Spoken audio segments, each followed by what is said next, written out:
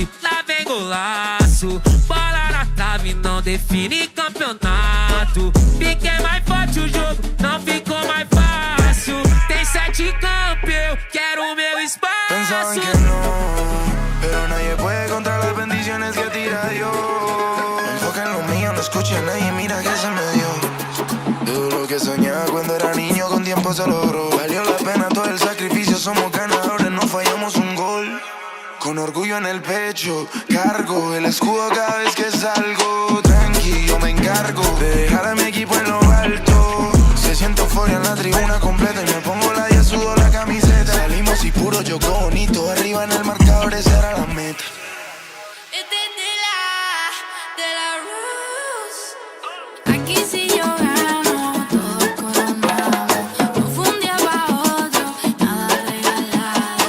Yo soñé con esto sin plata en el mercado. Y si mi equipo gana, todos coronamos. Dime, que como lo hago, todos quieren que yo les explique. Yo vengo de abajo de estar estresado por el ticket. Yo soy la receta y la chef. Metí corazón y fe, y ahora vivo lo que manifesté. Lucha por tus sueños y pichar al que te diga que no puedes lograrlo. Los números son solo números, pero el joseo no puede comprarlo. 725, eso no da, por eso le hice caso a Papo. Ahora estoy viviendo bien y mami tiene vira la cuenta de banco. Olho no lance, lá vem golaço. Bola na trave, não decide o campeonato. É que eu fiquei mais forte, o jogo não ficou mais fácil. É só uma chance, eu quero o meu espaço. Olho no lance, lá vem golaço. Bola na trave não define campeonato. Fiquei mais forte, o jogo não ficou mais fácil. É só uma chance, eu quero o meu espaço.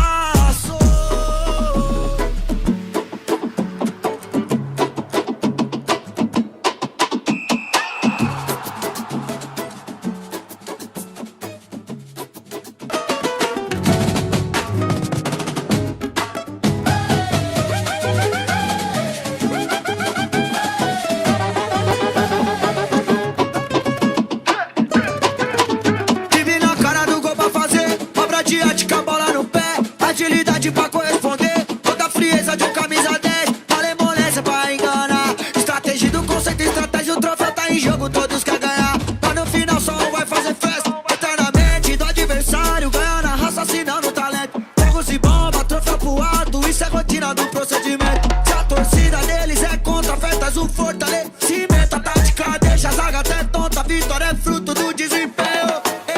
Olho no lance, lá vem golaço. Bola na trave, não decide o campeonato. É que eu fiquei mais forte, o jogo não ficou mais fácil. É só uma chance, eu quero o meu espaço.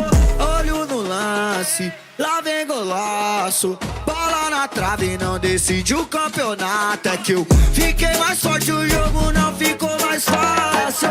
É só uma chance, eu quero o meu espaço. No jogo na arena e na área o moleque estava. Sonador de primeira mandou lá na caixa que tem de menor na quebrada. Ele aprende a fazer gol, então joga na telha que é peça fechada. E só entra, você dobra, estende a bandeira, manda 2 pro alto. A vitória já chegou, os meninos conquistou a vitória em grande estilo. Dificuldade triplou, ousadia é combustível. Não é que clareou, acompanha esse placar. No X1 vai virou, agora é comemorar. Olho no lance, lá vem golaço. Bola na trave não define campeonato. Fiquei mais forte, o jogo não ficou mais fácil. Tem 7 campos, eu quero o meu espaço. Olho no lance, lá vem golaço. Bola na trave não define campeonato. Fiquei mais forte, o jogo não ficou mais fácil. Tem 7 campos, eu quero o meu Pensaban espaço. que no, pero nadie puede contra las bendiciones que tira Dios. Enfoca en lo mío, no escucha a nadie, mira que se me dio. Todo lo que soñaba cuando era niño con tiempo se logró. Valió la pena todo el sacrificio, somos ganadores, no fallamos un gol. Con orgullo en el pecho, cargo el escudo cada vez que salgo. Tranqui, yo me encargo de dejar a mi equipo en lo alto. Se siente euforia en la tribuna completa y me pongo la 10, sudo la camiseta. Salimos y puro jugó bonito, arriba en el marcador esa era la meta.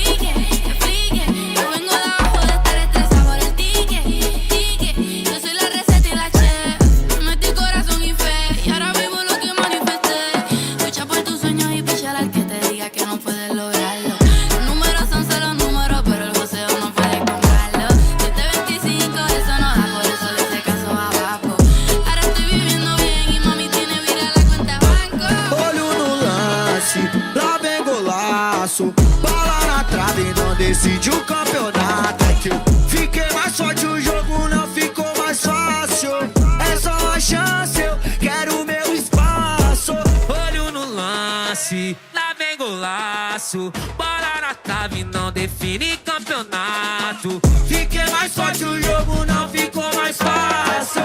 É só uma chance, eu quero o meu espaço.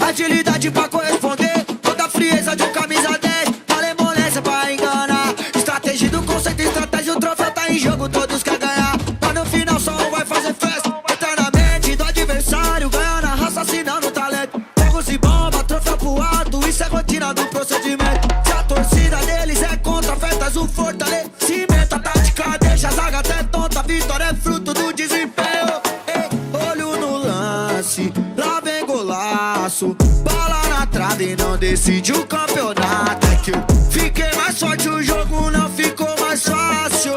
É só uma chance, eu quero o meu espaço. Olho no lance, lá vem golaço. Bola na trave não decide o campeonato. É que eu fiquei mais forte, o jogo não ficou mais fácil. É só uma chance, eu quero o meu espaço. Sabadão no jogo, na arena e na área, o moleque estava sonador de primeira, mandou lá na caixa que tem de menor na quebrada. Ele aprende a fazer gol, então joga na telha que é peça fechada.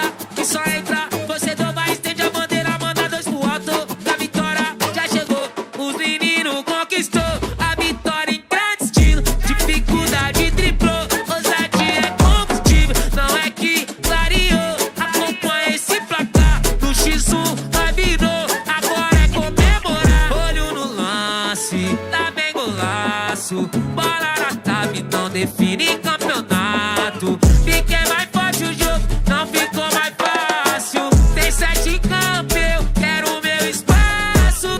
Olho no lance, lá vem golaço. Bola na trave não define campeonato. Fiquei mais forte, o jogo não ficou mais fácil. Tem 7 em campo, eu quero o meu Pensaban espaço. que no, pero nadie puede contra las bendiciones que tira Dios. Enfoca en lo mío, no escucha a nadie, mira que se me dio. Todo lo que soñaba cuando era niño con tiempo se logró. Valió la pena todo el sacrificio, somos ganadores, no fallamos un gol. Con orgullo en el pecho, cargo el escudo cada vez que salgo. Tranqui, yo me encargo de dejar a mi equipo en lo alto. Se siente euforia en la tribuna completa y me pongo la 10, sudo la camiseta. Salimos y puro jugó bonito, arriba en el marcador esa era la meta. Este es de la Rose. Aquí si yo gano, todos coronamos. No fue un día pa' otro, nada regalado. Yo soñé con esto sin plata en el mercado. Y si mi equipo gana, todos coronamos. Dime, que como lo hago, todos quieren que yo les explique. Yo vengo de abajo de estar estresado por el ticket. Yo soy la receta y la chef. Metí corazón y fe, y ahora vivo lo que manifesté. Lucha por tus sueños y pichar al que te diga que no puedes lograrlo. Los números son solo números, pero el joseo no puede comprarlo. 725, eso no da, por eso le hice caso a Papo. Ahora estoy viviendo bien y mami tiene vira la cuenta banco. Olho no lance, lá vem golaço. Bola na trave não decide o campeonato. É que eu fiquei mais forte, o jogo não ficou mais fácil. É só uma chance, eu quero o meu espaço. Olho no lance, lá vem golaço. Bola na trave não define campeonato. Fiquei mais forte, o jogo não ficou mais fácil. É só uma chance, eu quero o meu espaço.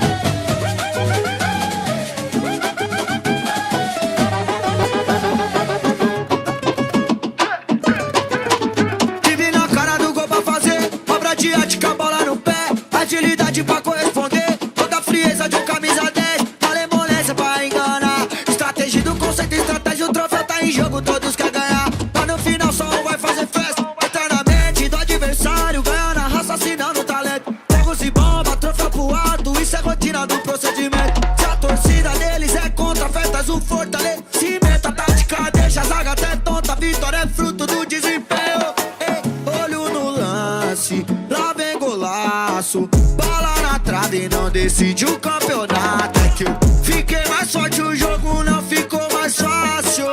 É só uma chance, eu quero o meu espaço. Olho no lance, lá vem golaço. Bola na trave, não decide o campeonato. É que eu fiquei mais forte, o jogo não ficou mais fácil. É só uma chance, eu quero o meu espaço. Sabadão no jogo, na arena e na área, o moleque destrava. Sonador de primeira, mandou lá na caixa que tem de menor na quebrada. Ele aprende a fazer gol, então joga na telha que é peça fechada. E só entra, você dobra, estende a bandeira, manda dois pro alto. Que a vitória já chegou, os meninos conquistou a vitória em grande estilo. Dificuldade triplou, ousadia é combustível. Não é que clareou, acompanha esse placar. No X1 vai virou, agora é comemorar. Olho no lance, tá bem golaço. Bola na trave, não define campeonato. Fiquei mais forte, o jogo não ficou mais fácil. Tem 7 em campo, eu quero o meu espaço. Olho no lance, lá vem golaço. Bola na trave, não define campeonato. Fiquei mais forte, o jogo não ficou mais fácil. Tem 7 em campo, eu quero o meu Pensaban espaço. que no, pero nadie puede contra las bendiciones que tira Dios. Enfoca en lo mío, no escucha a nadie, mira que se me dio. Todo lo que soñaba cuando era niño con tiempo se logró. Valió la pena todo el sacrificio, somos ganadores, no fallamos un gol. Con orgullo en el pecho, cargo el escudo cada vez que salgo. Tranqui, yo me encargo de dejar a mi equipo en lo alto. Se siente euforia en la tribuna completa y me pongo la 10, sudo la camiseta. Salimos y puro jogó bonito, arriba en el marcador esa era la meta. Este es de la Rose. Aquí si yo gano, todos coronamos. No fue un día pa' otro, nada regalado. Yo soñé con esto sin plata en el mercado. Y si mi equipo gana, todos coronamos. Dime, que como lo hago, todos quieren que yo les explique. Yo vengo de abajo de estar estresado por el ticket. Yo soy la receta y la chef. Metí corazón y fe, y ahora vivo lo que manifesté. Lucha por tus sueños y pichar al que te diga que no puedes lograrlo. Los números son solo números, pero el joseo no puede comprarlo. 725, eso no da, por eso le hice caso abajo. Ahora estoy viviendo bien y mami tiene vira la cuenta banco. Olho no lance, lá vem golaço. Bola na trave, não decide o campeonato. É que eu fiquei mais forte, o jogo não ficou mais fácil. É só uma chance, eu quero o meu espaço. Olho no lance, lá vem golaço. Bola na trave, não define campeonato. Fiquei mais forte, o jogo não ficou mais fácil. É só uma chance, eu quero o meu espaço.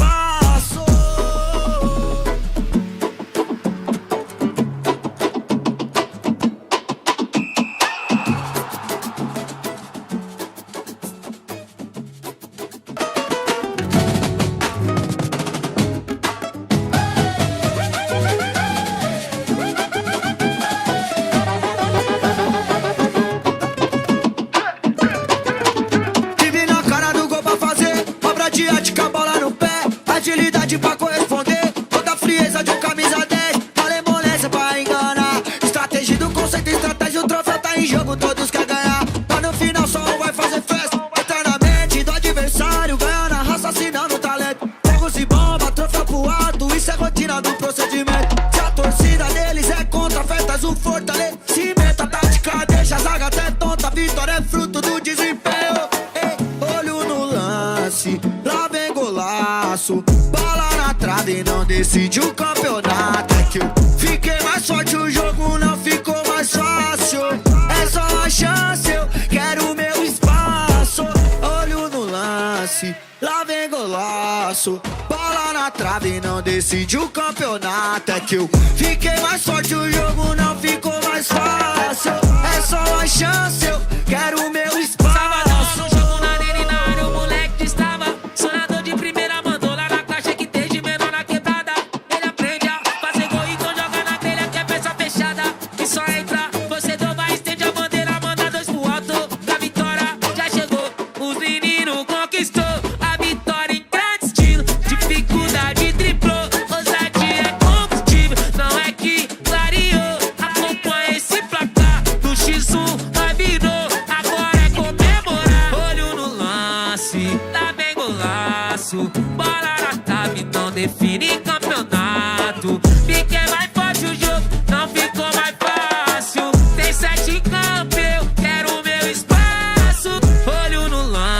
lance, lá vem golaço. Bola na trave não define campeonato. Fiquei mais forte, o jogo não ficou mais fácil. Tem 7 campos, eu quero o meu Pensaban espaço. que no, pero nadie puede contra las bendiciones que tira Dios. Enfoca en lo mío, no escucha a nadie, mira que se me dio. Todo lo que soñaba cuando era niño con tiempo se logró. Valió la pena todo el sacrificio, somos ganadores, no fallamos un gol. Con orgullo en el pecho, cargo el escudo cada vez que salgo. Tranqui, yo me encargo de dejar a mi equipo en lo alto. Se siente euforia en la tribuna completa y me pongo la 10, sudo la camiseta. Salimos y puro jugó bonito, arriba en el marcador esa era la meta. Este es de la Rose. Aquí si yo gano, todos coronamos. No fue un día para otro, nada regalado. Yo soñé con esto sin plata en el mercado. Y si mi equipo I know Monterde is a keeper, but you have to do better than that. As if Can tries to trick his way through, almost does so. This is important right at the beginning! And this is what we were talking about, a chance. Have done exactly that. So Ham forces his way through in the end, does enough. India in front. And it's Mexico respond. Yeah, it's a back and forth game. John, this is exactly what we want. We want both of these teams coming out guns blazing. And one thing that's great here at the Trident Arena is that the Brazilians are celebrating minutes. After every minute that goes by, it scales up to 7v7. Look at that noise on toes. This is hit, goal, bound! Oh, they look around, the Indian players, and after taking a quick early lead, Mexico making India chase the ball. Pinged out to the far side, and a wonderful first-time strike. India now starting to impose themselves. Silva with a golden finish. Mexico again, bossing possession, drilled in low, and it's all so easy. Silva again pops up at the right time, at the right place. Mexico threatening just to run away with this. Ball gets smashed into the back of the net. This one is pumped on the far side, and well, it's a good run-up, and Mexico again make it look all so easy. The Wolf popped into our cabin a few matches ago. Well, it's going to be 2 against 2 right from kick-off. An opportunity to break forward if they can. It can't quite thread it forward. Good turn. Chasing on goal here. Takes his time and puts it wide. What a golden opportunity. Easier said than done. Now, Mexico in front of goal. Teasing the Indians here and there, and they do make it look all so easy. India had their chance at one end. Mexico showed them how to do it at the other. Lauer on the score sheet. To tap it in. 6-1 for Mexico. Well, 6-2. Again, isn't it? Sometimes we dwell on those replays, and you've got to be so quick out there. A little naivety, I suppose, from the Indians, especially when it comes to the marking and keeping on that occasion as well. It's just non-stop here. What India can do, Mexico can do just that little bit better. Martinez. Blowout of the tournament thus far. Yeah, and I'm running out of room here to keep an eye on the goal scorers. Yeah, I think it's double figure time, isn't it? That one rolls in as well. Just running away with it. I think their moment has gone. And Mexico enjoying themselves here. A keeper lacking that experience as it just floats over his head into the back of the net. The goals keep coming. Has he got that sting in his tail? Well, he has, just straight down the centre. Keeper committed himself. Well, the goal penalty. Can he add to his total and India's total as well? Tries to drill it between the legs, can't do so. And it's one of those nights for India. But then look. Oh, gone mouth action, drilled in low. Well, how many can they put away tonight? Again, it's so crucial on India tonight. And here they come again. Those green shirts have just moved forward, and there's the answer. It's just so one-sided. You've got to feel a bit sorry. Justy, Brazil versus Qatar with Neymar and Kaká here. Mexico again. It's just a field day. Pepe on that occasion. Yeah,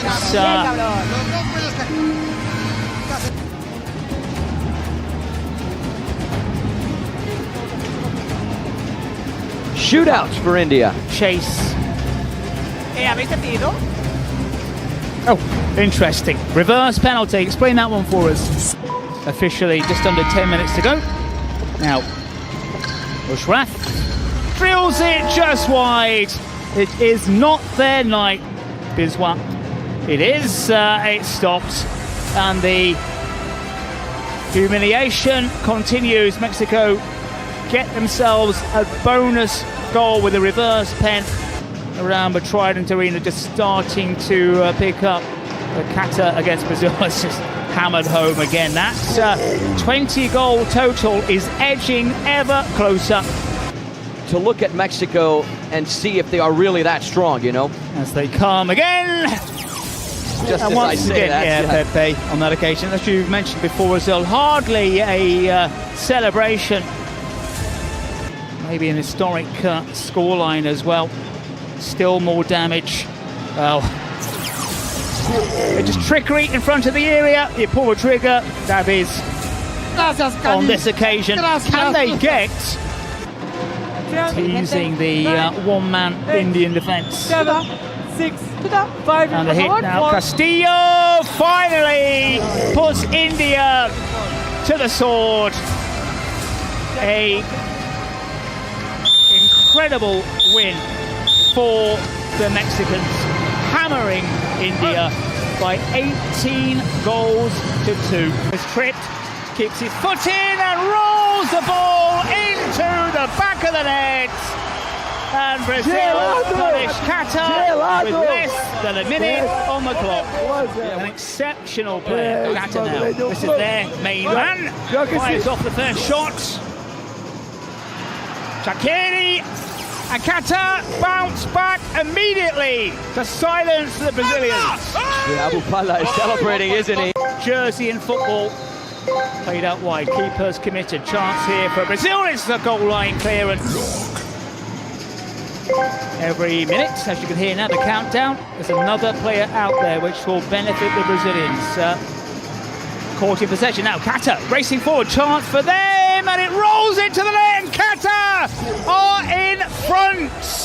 They stun the Brazilians again. Clearly, their big man. Let's take a look at the cards. Wasn't quite sure who went for the first card. Star player. I've got a feeling that's the Brazil. Brazil. Joker. Joker. So they're going to select the penalty, of course. Well, that's interesting. That's a great decision. Yeah, explain it for us. Yeah, so with a Joker, you can either select any of the other cards, or you can steal the opponent's card. What they're doing, they're just advancing down the wing and driving that ball in. They're going to have to do more than that if they were going to want to punch through that Qatari defense. Well, this is going to be very interesting here. Miguel facing the supporters and just drills it home. Qatar leading Brazil by... Can he? That's the question. Well, he can! He can! He finally gets it! And Qatar are taking a monumental lead against the Seleção. The build-up has been absolutely tremendous now. Kaká... Well, it took some time. The keeper committed! Kaká has done the business as expected. And he is absolutely swamped. Congratulations to these guys. Mistake from Moreno, and they come away with it now. Brazil are stretched. Shaqiri, it is. He's going to go alone. He's going to pull the trigger. What a wonderful strike! Took it out from defence and wedded that one into the back of the net. At all, which is, I think, is the right decision now. Brazil, can they get something? Appeals for a handball. The crowd wants it. Brazil wanted it. Right there. But that would be the touch. But is there a gap? We can't see from that angle if there's a gap between the hand and the ball. We're going to find out very shortly. Penalty kick is given. Yeah. Well, our ref's come. Well, he needs to have ice in his veins right now, to nick your phrase, and he rolls it in. And that is so important for for Brazil. This is huge. This is absolutely massive. This stage of the game is going to be 1 against 1. I wonder who it's going to be. I just wonder. Victor Hockey, an expensive signing, right? Expensive second half here, perhaps, for Brazil. Kata. Chance here for the Brazilians. He's going round the long way. That is a wonderful stop to set Kata on the way. Monagal, bit too slow. He goes to ground dramatically. Well, they vai dar amarelo também. A card. Done that. He's got 5 seconds to race forward. Oh my word. Awful. You have to do better than that, my friend. Let's see what Brazil can do here. Nice little turn. Keeper again, wonderful. Remind yourself to get your tickets as the action goes on. And this one off the metalwork and a skate for Kata. Kata trying to inflict more damage. Good defending from Dedo. Does he bring down his man? He does. A moment here. They need to take advantage of these moments. Bakeri, one way, then the other. It's taking it too wide, run out. Suddenly, a couple of minutes. Good footwork, good turn. Should have taken it on his left. Had the chance there. Didn't take it. Now, a free kick in Brazil's favour. It's in Brazil's half. Knows the importance. Got 5 seconds to drill this one home. Goes round the keeper. That is a wonderful stop. This man has been impressive. He is a wonderful keeper. Maybe the top keeper. Brazil trying to eke a way through. He stops the metalwork. Oliveira. As Brazil come again. Long range effort. Deflection again. It strikes. This time the bar.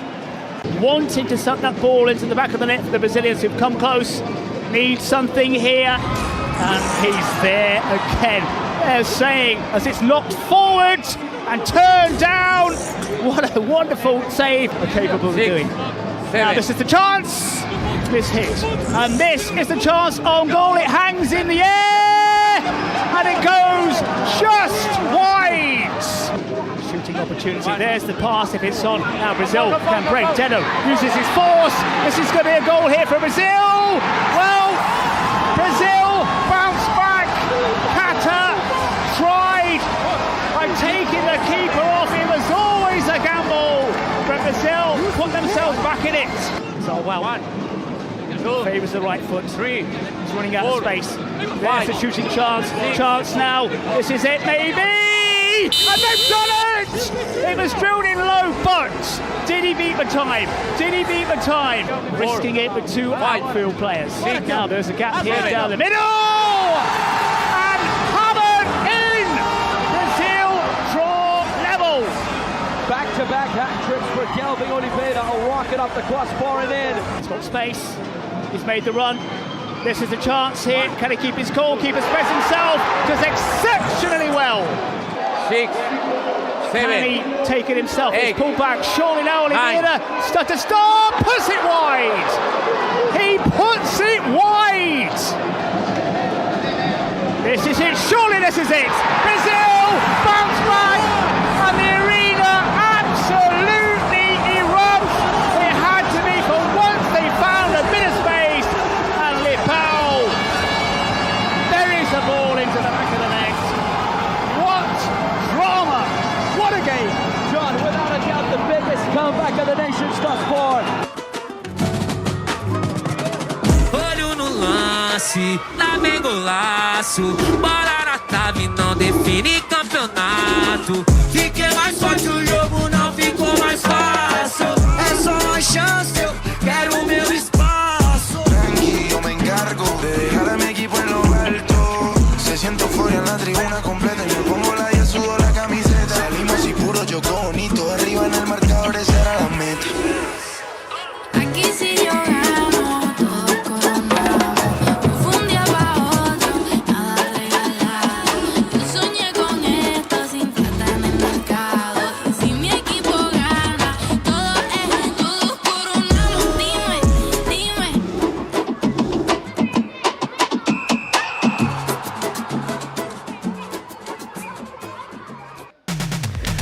Let's enjoy ourselves. Let's have a lot of fun, ladies and gentlemen. Hello and welcome to the Trident Arena in São Paulo, Brazil, the final round of match day 2 of the competition. It's the Kings World Cup of Nations here in the largest city in South America. Today is the day that 4 more teams will play their second match of the journey in this competition. We're talking about these guys, Indonesia.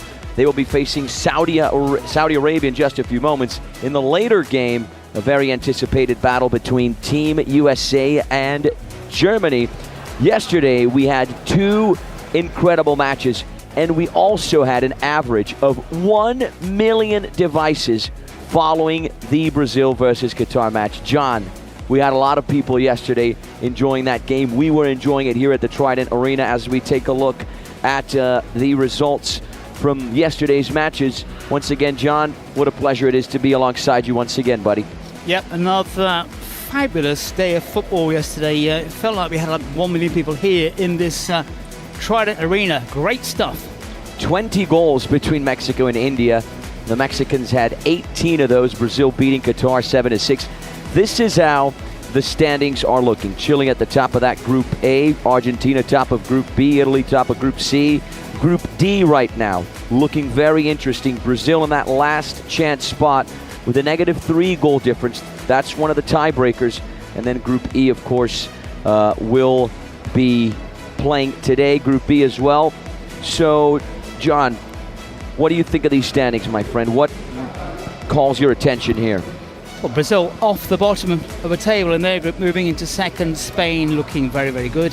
Italy impressive with that 12-goal haul. I mean, you look around, you look at the top of the table groups, and 1 or 2 of them don't have that many goals.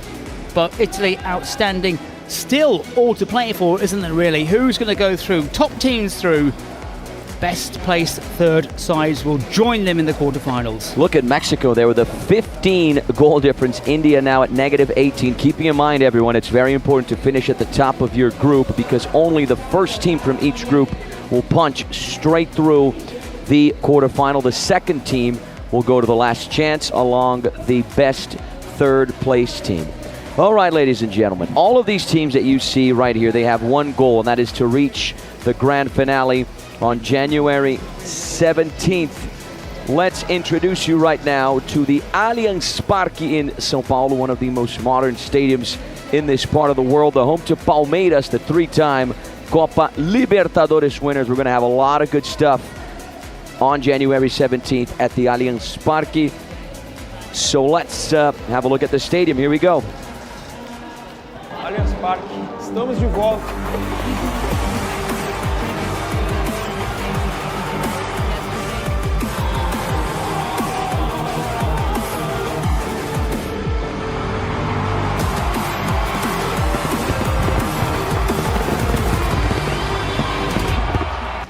Make sure you get your tickets to the final, everyone. It's very easy. Just go to our website, kingsleague.pro. You can get tickets, merchandise, check out the statistics of the competition. You can make your prediction as well, which is important.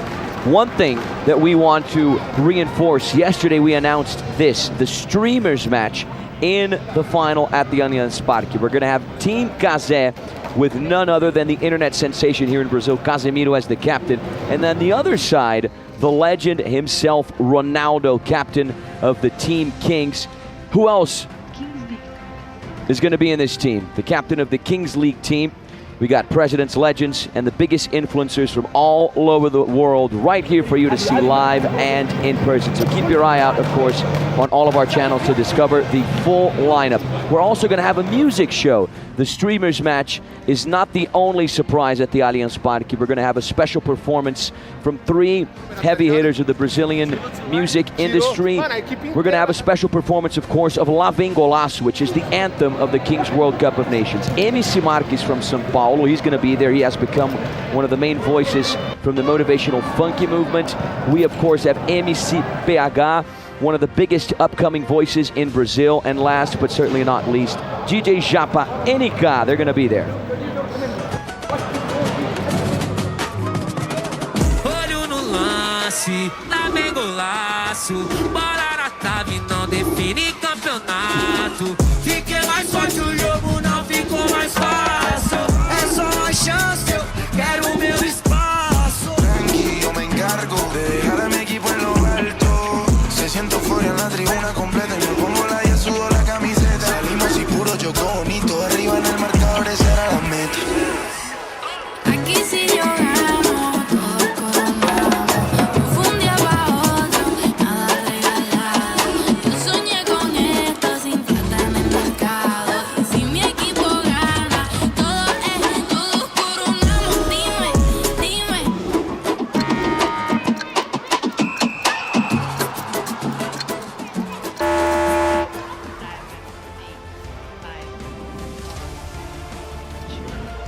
MC Marques, MC PH, DJ Japa NK. You do not want to miss that special performance at the Allianz Parque on January 17th. All right, let's go over right now the most important things that happened yesterday. Right off the get-go, John, I want to talk about the incredible Brazilian comeback against Qatar. They were down 6-4, and they ended up winning it 7-6 on the match ball. This is the game-winning goal scored there by Lipão, who has not been impressive thus far in the competition, and I think he really needed that goal. I think you might say the same thing about Brazil in general as well. They got themselves out of a real hole, but only at the end, and only when Qatar had let them off the hook on several occasions. The Brazilians going absolutely wild, almost looking like they'd won the competition itself as the presidents looked on, but it was rocky to say the very least. Yeah, Qatar were up 6-4. They only needed one goal at one point to secure their second consecutive victory after beating Peru in the opening game. But it was at that moment that Brazil showed their fighting spirit and force and scored 3 goals without conceding any. I think, John, this is one of the best games of the competition, if not the best game. You see certainly smiles there from Kaká. He converted his president penalty. We're going to talk about that in just a few moments. I was speaking to a few commentators here in Brazil, John, here at the Trident Arena, and they were saying that Brazil needed this win, even though it was a slim win against a side that on paper are a lot weaker, Qatar, to activate that full Brazilian spirit, energy, and game that they have. Who knows? Maybe that might be the case, maybe not. Well, they had to win, basically. They lost against France, so had they lost to Qatar, it would have been touch and go, and the chances of them making the final would have been slim, to say the least. And yesterday we had, of course, a special visit from that guy right there, Kaká, 2002 FIFA World Cup winner, 2007 Ballon d'Or winner, won the Champions League with AC Milan, played at 3 FIFA World Cups. It's not every day that we get a guy like this here at the Trident Arena. He kept his promise and he scored the president penalty. I mean, there was never any doubt, right, John, that he would score. And for a 43-year-old, he's still looking pretty fit, isn't it? Neymar was also around. Victor Hockey was also there, but for me, I think it was a good penalty, of course, but the keeper dived far too early, 5 minutes too early, but Kaká did his job, playing the president's role. And the traditional celebration from Kaká, pointing to the skies. Let's talk about this guy. John, you said really that Kelvin Oliveira is better than all the other players in this league by a country mile, and I'm starting to agree with you, my friend. Only now. Yeah, I think there are other good players, but especially after this hat trick, back-to-back hat tricks. He's now the top scorer of the competition, 6 goals. Don't lose track, 25 goals in the last 2 World Cup of Nations. If Brazil want to go far, they're going to need this guy in tip-top form. And the rest of the crew as well, but for me, it's just his technique, the smooth way he hits it. Watch this. It is just stunning. Absolutely stunning strike with that left foot. Yeah, he's getting the goals. Brazil misfired. Brazil very, very fortunate to be getting that crucial win, but they're still in the bag. Yeah, it's that left foot that Kelvin Oliveira has that's so powerful. And of course, you said it, John, Neymar Jr. came to support Brazil yesterday at the Trident Arena. After a setback against Spain, Brazil could not afford to slip up against Qatar, so they had Neymar in the house, they had Kaká in the house, and these guys just brought that energy that tipped the scales in favor of the home side. Neymar is playing professionally here in Brazil at Santos, the sides from Pelé. What did you think of Neymar yesterday, John? You know, if I had a choice of either Kaká or Neymar playing for my team right now, I know which one I'd choose. Neymar, of course, right? Oh, absolutely, yeah. No, I think Kaká looks a bit fitter. I really do. He's older, 10 years older as well. But Neymar, his presence, did it inspire Brazil? Did it inspire Brazil, or was it a little bit of fortune for the Seleção? after the dramatic match. The players celebrated with Neymar and Kaká in the locker room. Let's have a look at this. What a moment.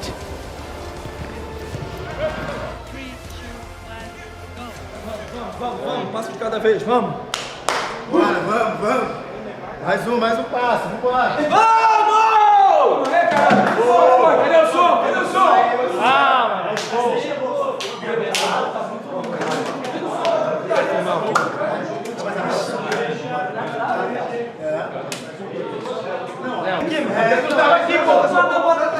Tá dando muito autógrafo, cara.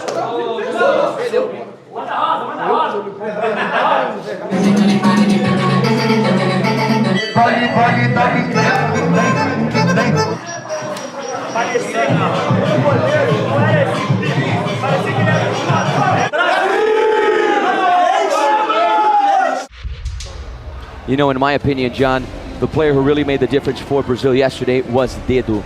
So solid defensively, and he scored that 5th goal for Brazil in match ball that really made the difference. Yeah, he was good. He had a good match. He's had good games before as well, but crucial in driving Brazil through midfield from the back. And Kata, they will look back when they see those highlights. They will think to themselves, how did we slip up here? Because they had maybe 3 or 4 very good chances before we went to the match ball mode to really put some distance between themselves. And let's not forget that penalty right on the stroke of half time. I think for you favoured the penalty. For me, I was never convinced. Yeah, either way, John, one thing we can say was Qatar were left with a bitter taste, right? They were so close to the win.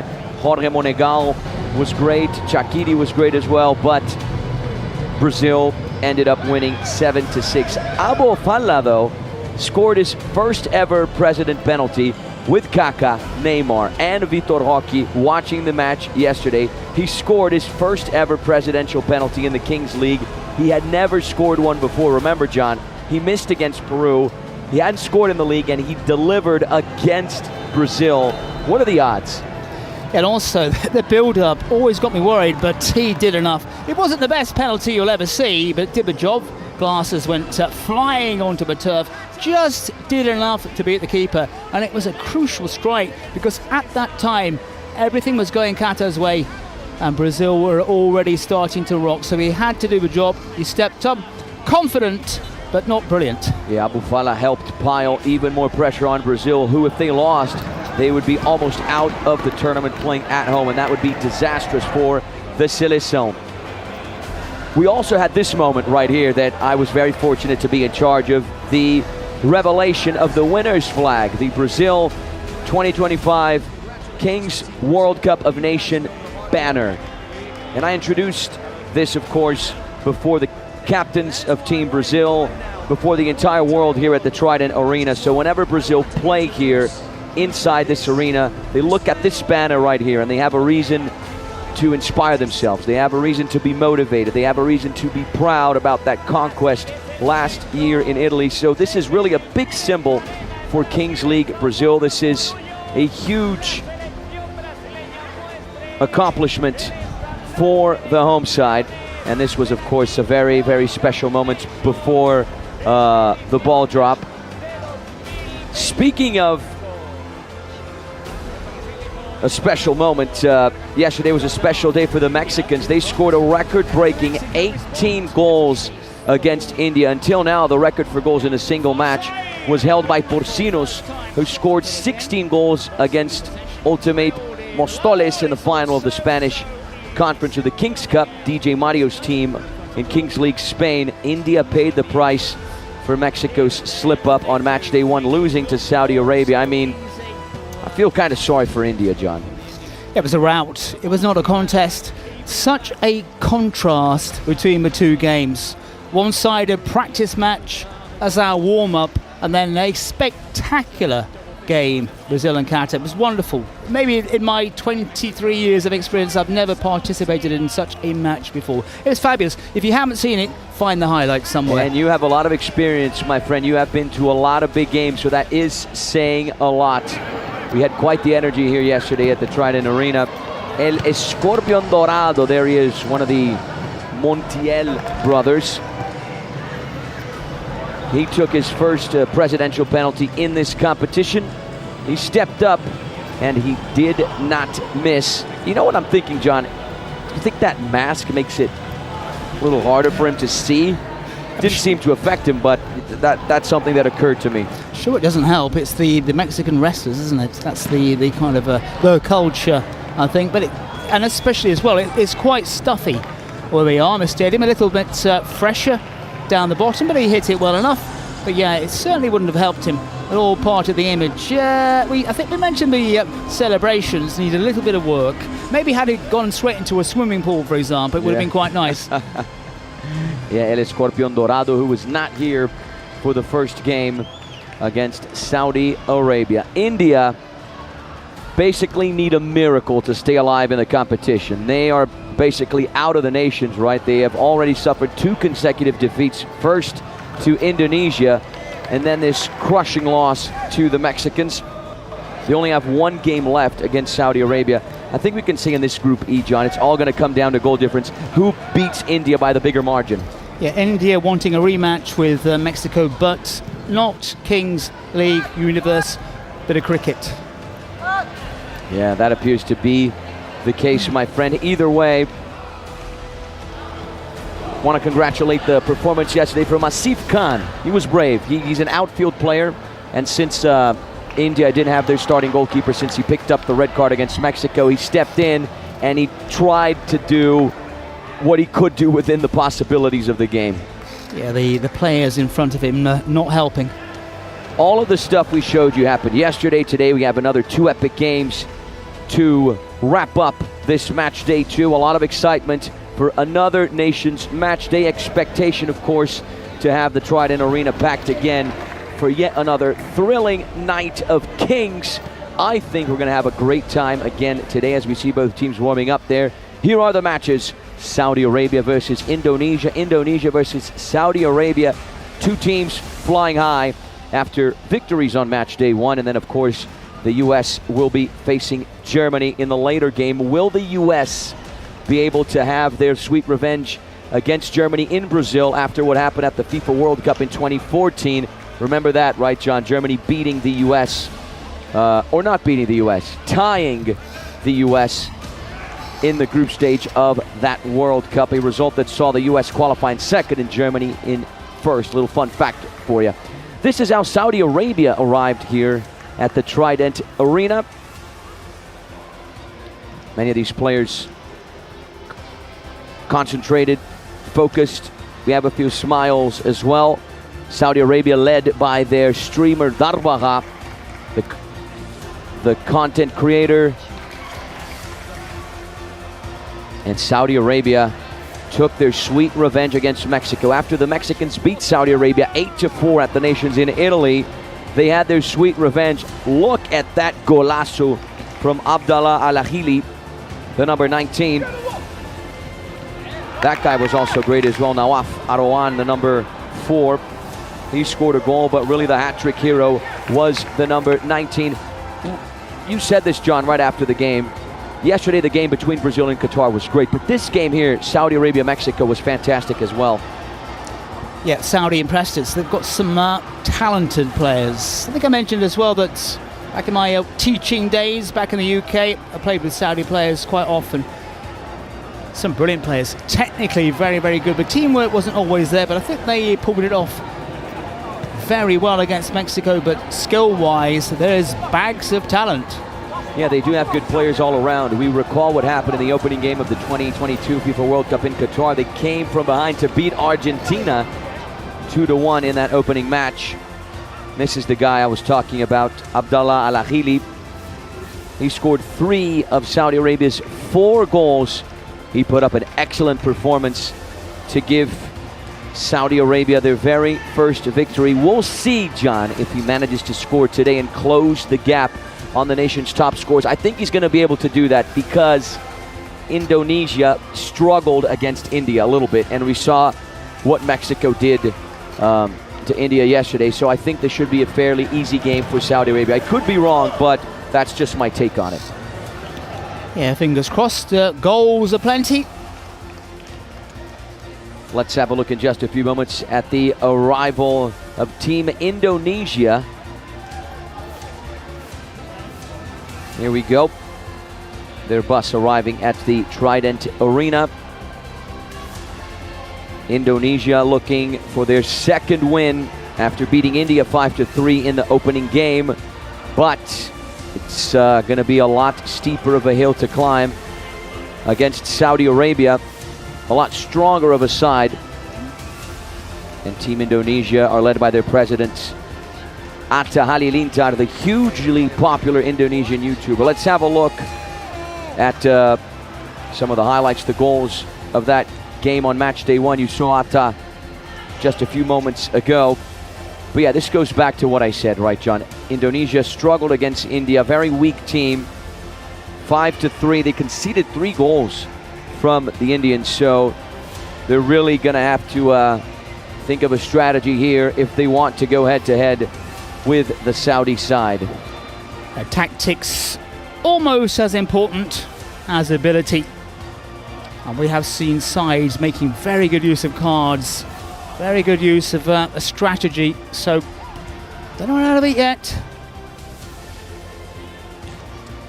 Yeah, Reza Yamani, the number 18, he's a player to look out for. He scored the winning goal on the match ball only in minute 41, so it took Indonesia a few minutes to seal the deal against India. There are a few players that we can look out for on this Indonesian team. You can talk about Muhammad Fauzan, who's got 2 goals. Van Per, the number 76, to look out for as well. Indonesia completed a comeback victory against India. That's important to mention. Despite India's very strong start to the game and taking the lead, Indonesia turned the score around. Reza Yamani scored the winning goal. And Indonesia, of course, they played the dice moment very well. The dictation here of a 2v2 situation, they took full advantage of it, scoring 3 goals to make it 3-2 in the beginning of the second half, John. Yeah, showed determination, coming back from 2 goals down, and as I remember, a man down as well. So it might be a little bit more of a contest here than many think it could be the kiss of death for Indonesia, but certainly Saudi will be favourites. Again, it's one of those scenarios where we might have a kind of a warm-up match before the main event.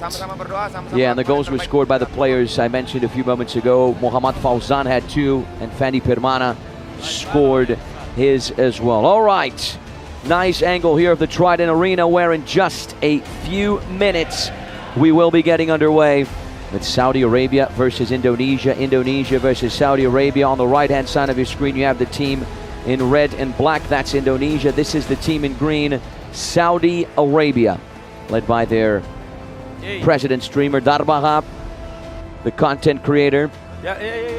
And Indonesia led by their president Atta Halilintar. Abdallah Al-Ahili, the forward, with a classy debut against Mexico, a hat trick in the 4-3 victory over Team Mexico. Saudi Arabia with a few players to look out for. We can point out Nawaf Arawan, the number 4, he scored as well. Nawaf Saleh, the number 77, is very decent as well. But this is the star man, Abdallah Al-Ahili. He's got 3 goals. He's facing Indonesia today, so he's got a good chance to try and move up that table closer to players like Kelvin Oliveira, like Matteo Perotti, like Nacho Herrera, who are the top scorers of the competition.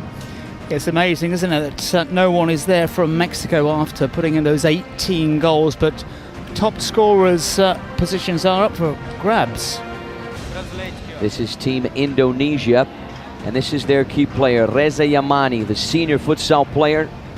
Did not disappoint. He was the difference maker against India, scored twice. This was the guy, the number 18, that scored the winning goal, making sure that everyone knows his name, everyone knows his number. This is the guy that tipped the scales in Indonesia's favor.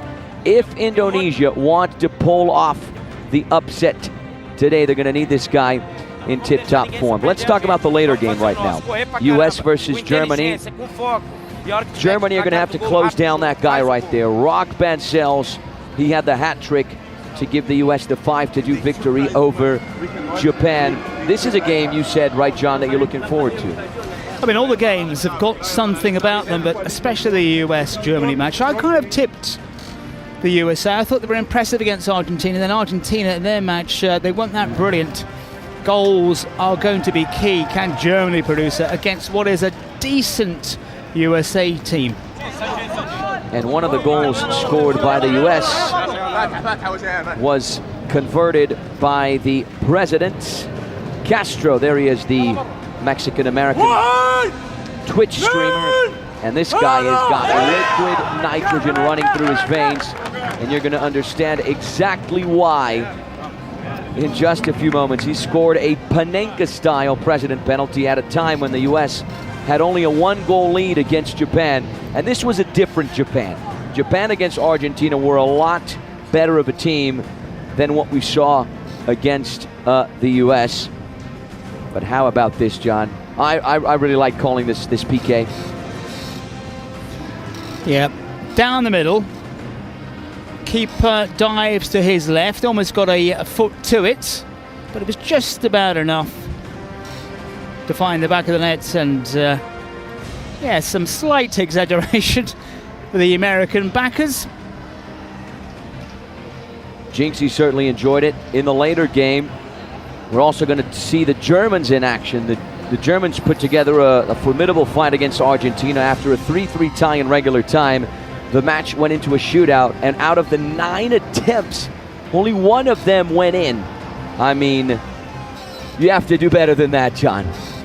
I think the Germans will be feeling a tad unlucky, but it was that goal to our right which seemed intent on denying both sides. Again, it's a game of fine margins, a millimetre one way or the other, and this scoreline and this result could have been very different.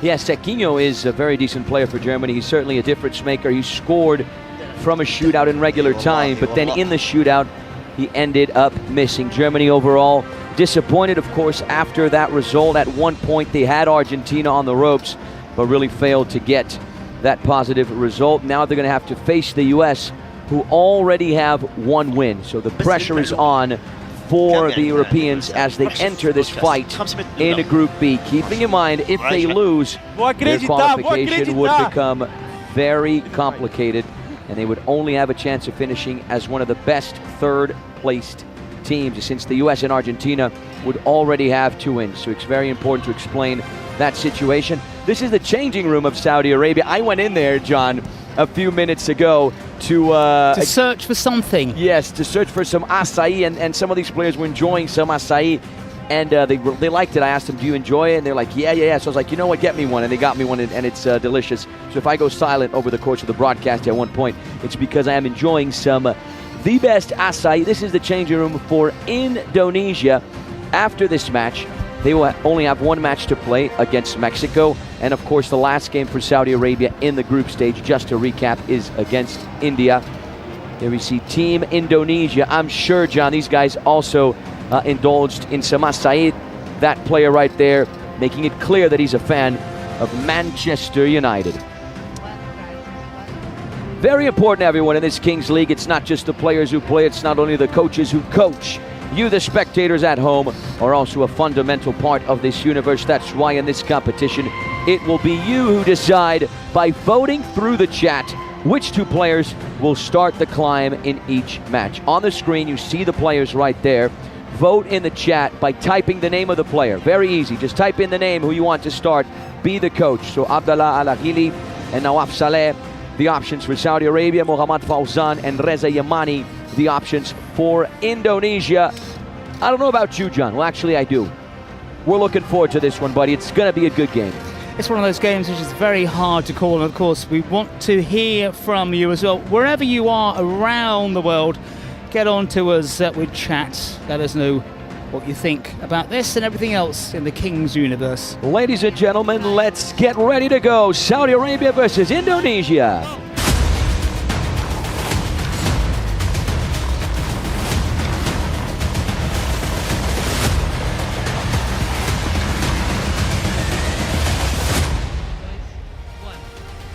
All All right, everyone, we're back at the Trident Arena. Indonesia versus Saudi Arabia. Saudi Arabia versus Indonesia. Indonesia playing in red and black. Saudi Arabia, of course, all in green. Abdallah Al-Aghili on one side, the hat-trick hero against Mexico on the other. Muhammad Fauzan, known as Super Ojan. He is a dynamic professional futsal player in the Indonesian Pro Futsal League. Let's appreciate right now the national anthems of both teams.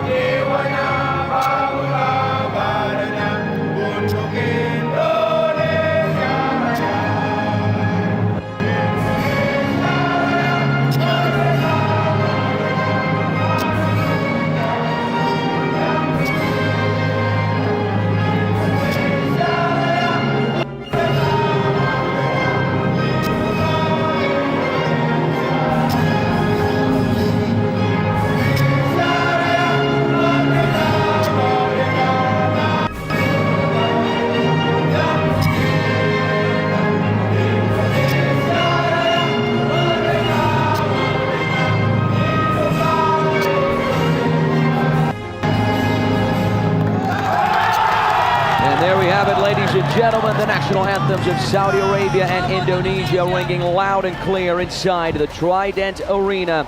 As we're gearing up, we're getting ready to go for the first 20 minutes of playing time.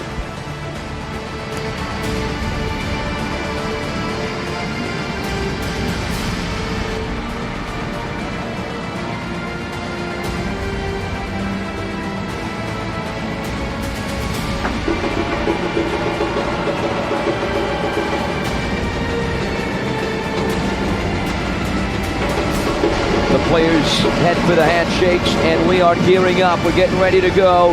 The atmosphere is in place. The elements are in place for yet another fantastic battle in the Kings World Cup of Nations Brazil 2026. From wherever you're watching us around planet Earth, we are very, very delighted to have you guys with us. Make sure you let us know in the chat where you're watching this match from.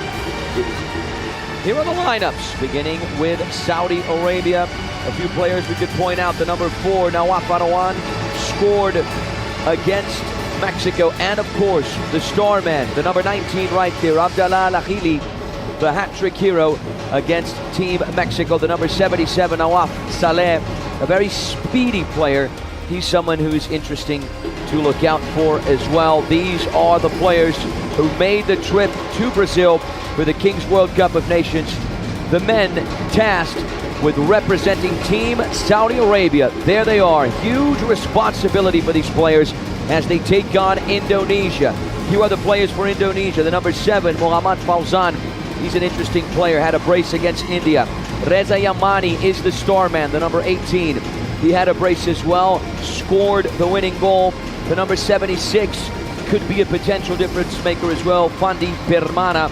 Huge shout out to our viewers in Saudi Arabia, in Indonesia, who are checking in on the chat, showing their support. Viewers as well in Palestine, making sure that their presence is noted here. Time to select the secret card. Keeping in mind these coaches do not know what the secret cards are, but we will find out over the course of the game. The coach for Saudi Arabia, you saw there the team director, Mugahid Salah, Awadel Karim Ali, and the head coach for Indonesia, Fandi Prima Dana Butar. The secret cards, of course, can be used between minute 5 and 17 in the first half and minute 23 and 36 in the second. All right, here we go, ladies and gentlemen. Very, very close to the ball drop. We're going to discover who will be the players that are going to start off the 1v1 scale up.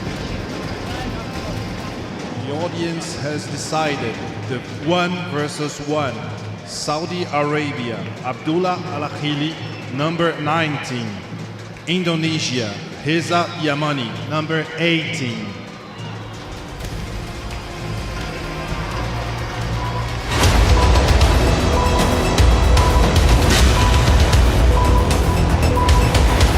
Ladies and gentlemen, here we go. 10 seconds till the ball drop. Reza Yamani is going to start the 1v1 for Indonesia. Abdullah Al-Akhili is going to start the dash for Saudi Arabia. Here we go. It's the first match of the day. Fasten your seatbelts, ladies and gentlemen. The ball falls from the ceiling. Gravity does its thing. Abdullah gets the first touch, accelerates. Saudi Arabia with first possession. Can they break the deadlock in these first few seconds? Here's Abdullah. He's got the support from Muayyad, who swings it across. The idea was good. The execution, not so much. Saudi Arabia squander their first chance. Okay, that sums it up. Keeper in space, and Muayyad put it wide. Every minute each team adds one player until we get 7v7. Here's Reza Yamani. Can he get a shot on goal? Yes, he can! Indonesia break the deadlock and draw first blood. Reza Yamani on the score sheet. The celebration there. Oh my God! Not quite sure whether that was the most intelligent thing to do.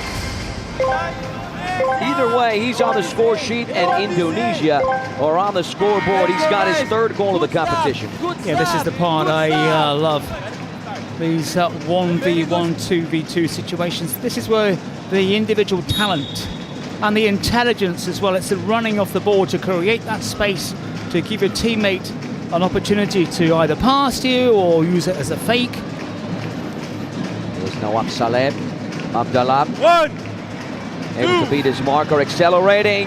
Another shot for Saudi Arabia that's driven out of bounds a minute and a half into the game. Yeah, another shot wide as well. And it's a decent support here for Indonesia behind that goal on the far side, making plenty of noise. And now Indonesia are 3v2. Fauzan, he's got the support from the goalkeeper. Fauzan, once again, he had a brace as well against India. Here's Yamani. Yamani once again left-hand side on that right foot of his. What a sensational save from the goalkeeper, Muayyad. Wow, great elasticity, incredible reflex. Yamani's good footwork. Could he have gone on his left when there was a bit more space? He went down the centre. Decent enough shot, decent save. Sideline throw taken short. Indonesia are going to restart with their goalkeeper, Muhammad Nazil. There's Van Per inside the center circle. Indonesia looking to double their lead, and now in a 4v4 situation. A little over 2.5 minutes into the game. Through ball. Here's the effort from way out. It ended up catching the metal bars there in the ceiling, so the ball didn't complete its trajectory. Yeah, the ball just appeared momentarily into the LED lights above the pitch. Minute 3. We have over 2,000 people connected with us right now. A huge pleasure to have so many people from across planet Earth. Let us know where you're watching the game from. If you're enjoying the broadcast, the more people, the merrier. Share this broadcast with friends, family members on social media. We want everyone joining in. Yeah, friends and enemies. Yeah, that works as well. The more people, the better. 9, 10. From Indonesia, nice individual run there from Fausan. He was halted in his tracks. Or rather, Indonesia simply ran out of time to take the shot. Saudi Arabia are going to restart. Now up, Marwan. Able to pick out a teammate on that left-hand side. It's Abdallah. He scored a golazo against Mexico from that position. Maghribi almost squanders it. Here comes Saudi Arabia looking for the equalizer. Saleh denied. Indonesia to restart as we hit minute 4. USA against Germany coming straight up after this one as well. Yeah, that's going to be a good game, John.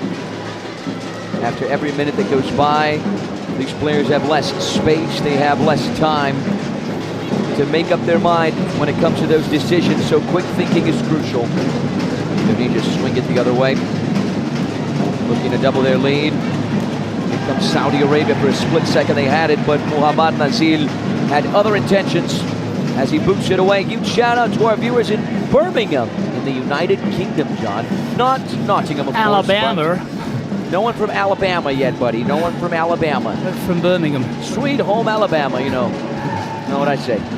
And anybody tuning in right now who somehow missed the Brazil-Qatar game, find it, because you are going to be blown away. It was fabulous. Yeah, 13-goal thriller. Brazil coming from behind. They were up, or rather they were down 6-4. Ended up winning it 7-6 in match ball, with Lipão scoring the winner of the Golden Crown last year, scoring his very first goal of the competition. Can that be the goal to activate the Lipão that we saw last year in Italy? Yeah, those videos around on YouTube and other streamers. Saudi Arabia in the driver's seat right now, working the ball from player to player, from foot to foot. Enjoying some more ball possession. Here's Abdallah working his way back. Indonesia are doing a good job defensively. They are giving Saudi Arabia a tough time. Here's Nawaf. Is he going to pull the trigger from range? Decent strike that rolls out. Produced a reaction there from the president of Darbaha. Yeah, third shot and third off target from Saudi. And look at our friend here, John, watching from Belgium while studying for the exams. Hang on a minute. What's he or she? What are they studying for? That would be interesting. Make sure we don't distract you, my friend. Make sure you get that studying done. What are you studying for? Let us know.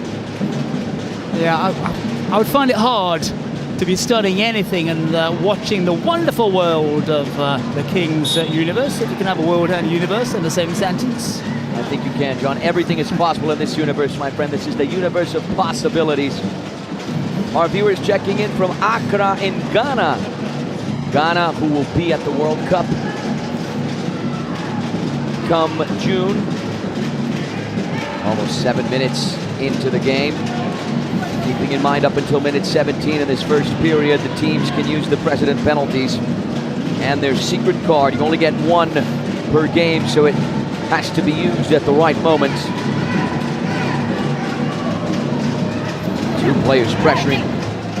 Fontaine was able to escape down the left-hand side. And of course, John, a huge shout out to all of our friends at UNICEF. They work in over 190 countries to protect and improve the lives of the most vulnerable children, ensuring health, education, and protection from violence, conflict, and poverty. In 2025, Kings League and UNICEF joined forces to promote key causes such as mental health, gender equality, and digital rights, supporting UNICEF's flexible funding so it can act quickly and where it's needed most. You know, somebody accused me of being an AI bot earlier on today. I cannot believe that, John. It's because you're just You're a machine. You're an absolute machine, John. I think you should take it as a compliment, buddy. Yeah, I kind of tried to, but yeah, AI. It's the future, of course. Better than being a piece of furniture, right? All right, here we go. 8 minutes in, Indonesia in the lead. Just one goal scored by the starman Reza Yamani. They have it on the left-hand side with Fauzan. He's got the support further back from Peter Jr. Indonesia to restart. Saudi Arabia win it back. Here's Nawaf Farawan. He's going to lay it off. What a huge save. Saudi Arabia might get a second chance, but the Indonesian defense somehow deals with it. Yet another reaction there from Darbaha. And Nawaf, excellent again. Such a big figure wearing the number 4 shirt. Here he is back in possession. And our live images right now. We are live in the stadium in São Paulo. We're not remote. We're watching the action from our little balcony place. But it was a wonderful challenge by this man here, who's back in with the ball at his feet. Yeah, our balcony, I think, better than the VIP box, my friend. We certainly have a great view of the Trident Arena, of the pitch. Here's Abdallah, little nutmeg pass. Ali was trying to push his way through. Indonesia win it back, trying to get the counterattack going on the right wing. Saudi Arabia slowly but surely are taking control of the game. But they are down a goal, looking for the equalizer. Can it come on this run? Almost a bit of friendly fire there. Now Farawan, it's a good through ball on the right-hand side. Is Osama. Nawaf from range. He's got a decent strike from range, Nawaf. He hasn't quite calibrated that foot yet. He scored against Mexico. Once again, Darbaha. There he is, the Saudi content creator, streamer. And I think what we're seeing here, we're seeing Saudi seeing a lot of the ball, but Indonesia very organised at the back, keeping the Saudis at bay. Very similar in some respects to elements of the Brazil-Qatar game, where Brazil had loads of possession, couldn't find their way through against a well-drilled and determined backline. Yeah, the Brazil-Qatar game yesterday was the longest game of the Kings World Cup of Nations. But over 47 minutes, if I'm not mistaken. But seemed the quickest. Seemed the quickest. 100% right with that observation, John. Again, if you missed it, find it on YouTube in particular, because it was an event. For me, one of the best games I've ever done in my relatively short footballing career.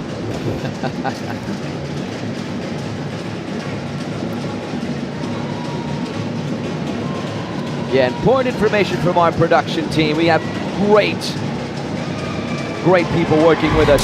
The goal was scored in minute 48, so longer than I thought, longer than 46. 48 minutes of playing time between Brazil and Qatar.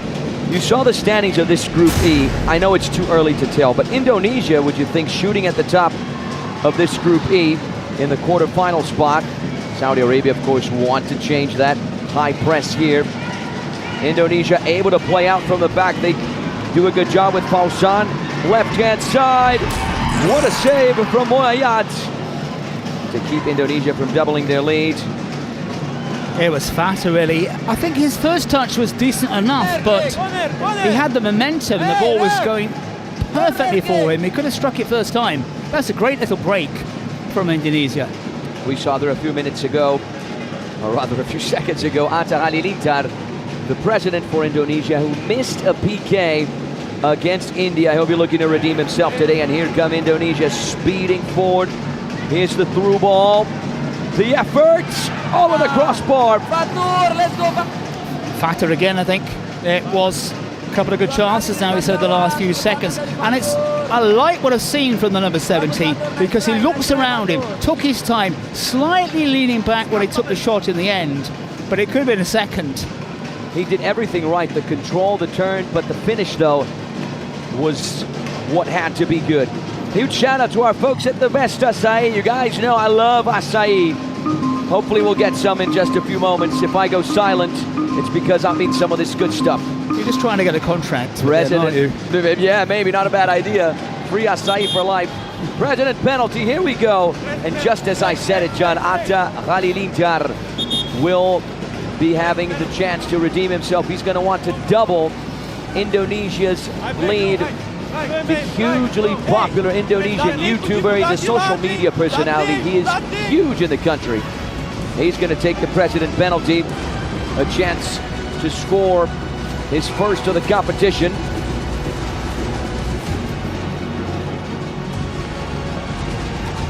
"12 minutes and 57 seconds into the first half. There he is, Atta Halilintar. His YouTube channel has over 30 million subscribers, billions of views. He is one of the most followed content creators in all of Indonesia and Southeast Asia. He's the eldest member of the Gen Halilintar family, a well-known clan of digital creators and entertainers, and has turned his online fame into diverse ventures. One of them, of course, a venture into the King's universe. There he is, kissing the ball.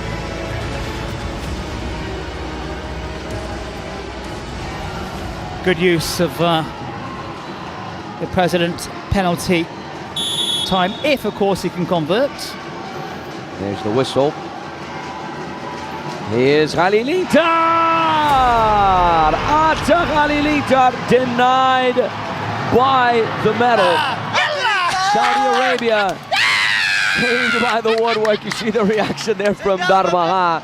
And this guy right here becomes the only president in the King's World Cup of Nations to miss 2 penalty kicks. Well, he tried to do everything right, and his technique wasn't bad at all. Took his time, little psychological games, but you know, it's easy for us sitting here.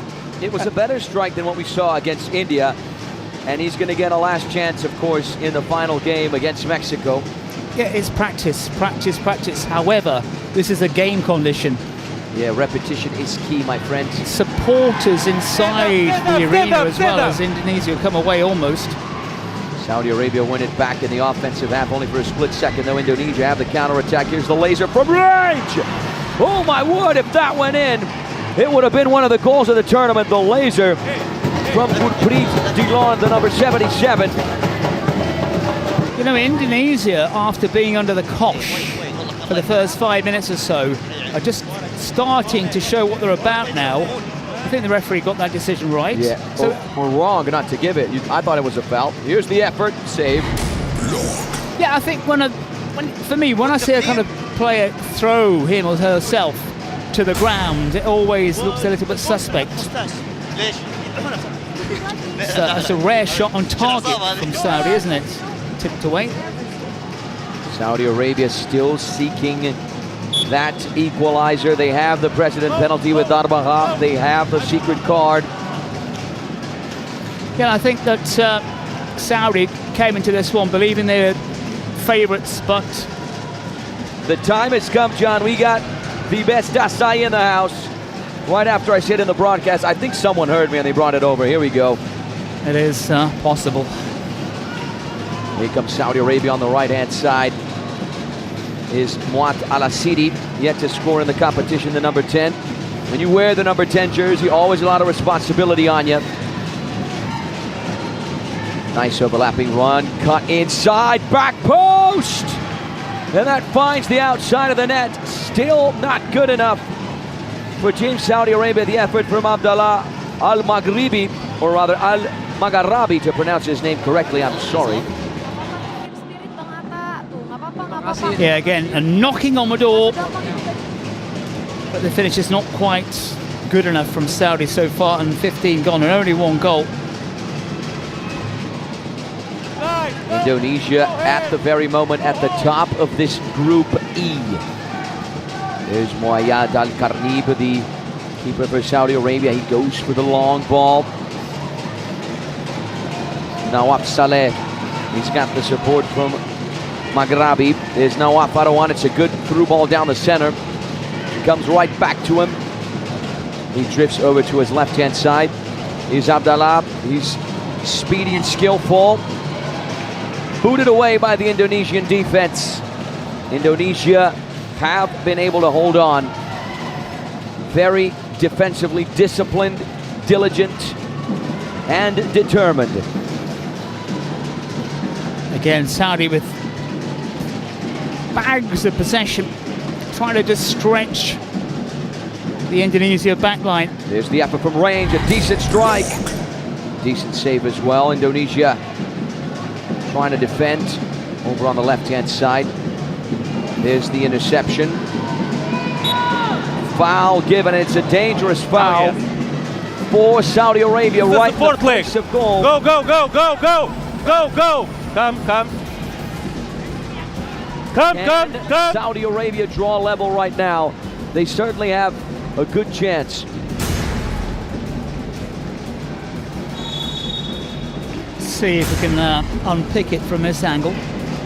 No, we can't. Nice save there from Nazil. Here's the effort. Had to be better there from Wael bin Jubair. Yeah, they haven't got the shooting boots on so far, Saudi, have they? How many times have we seen that ball whiz to the right-hand side of the keeper? We have reached minute 17. You know what this means? Double goal privileges in these final 3 minutes. Hopefully, these final 3 minutes now at double goals, John, can kind of loosen things up. It's a very, very tight game. We want a little bit more adrenaline. We want a little bit more emotion. We want something more like what we had yesterday for Brazil-Qatar. I want a little bit more. Come on, guys.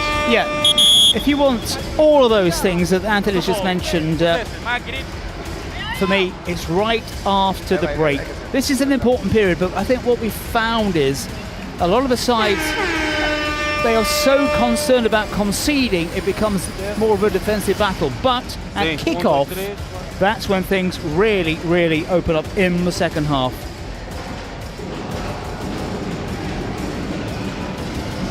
So double goal, you know what that means. If Saudi Arabia score, they turn it around. If Indonesia score, they're up 3-0. Pretty fair to understand. One of the many awesome rules of the beautiful game in this universe. And the ball, of course, changes color. Now it's orange. Indonesia to restart. Famper. He's got the support over on the right-hand side from Reza Yamani, the only player on the score sheet thus far. Abdulaziz.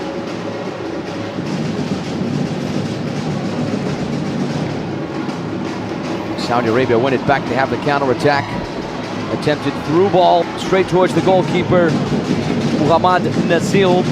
Huge shout out to our viewers across planet Earth. Let us know where you're watching the game from. Almost 3,000 people checking in with us. What an honor, what a privilege to be here at the Trident Arena in charge of this broadcast. Did we find out what the subject was being studied while watching this? Did we get a reply on that one? We did not get a reply on that one, John. I've been looking out for it, buddy.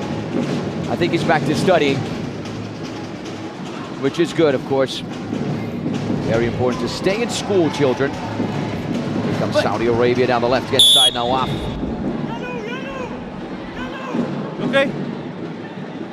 Yesterday we had overall 1 million devices all over the world watching that Brazil versus Qatar game. Many devices in Brazil, many devices in Qatar as well, and other nations across the globe. Here comes Saudi Arabia looking for that double goal to turn it around in the end of the first half to give him that edge. Abdallah from range, a rocket that hits the net behind the goal. Way too much power on it. Nice to see some Indonesian flags in the stands. We have some flags from Saudi Arabia as well.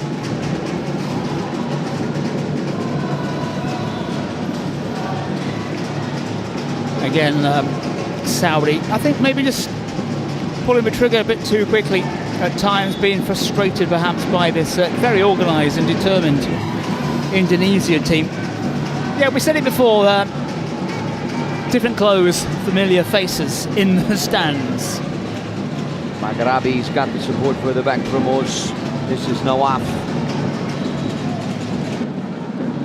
Indonesia with the bus very much parked. There's the effort from range on target. No rebound. Booted away. Now Afarawan certainly has that power on the efforts from range. Poor there from Os. Indonesia win it back in their offensive portion of the field. W Nazil guys, comment W Nazil. Yeah, nothing so far too difficult for either keeper, really. And that, ladies and gentlemen, wraps up the first period of the game. Indonesia in the lead by just 1 goal, scored by the number 18, Reza Yamani. There's the referee listening in on something. Is it perhaps a call there from the VAR control room? I don't think so.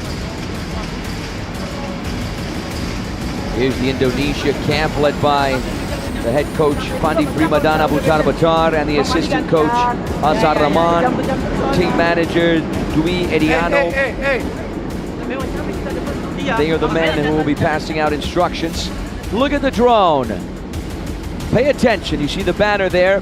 Pay attention, everyone. Pay attention. Here we go. Here we go. Here we go. There we go. Booth number 7.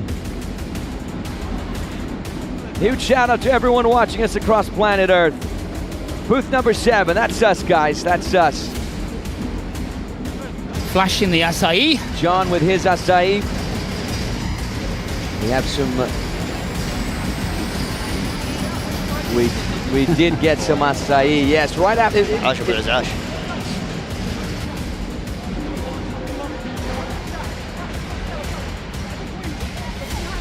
اتوقع هو كان المفروض ده راح يبي ميداليه بس بعدين هجت وخلى ادري معاه.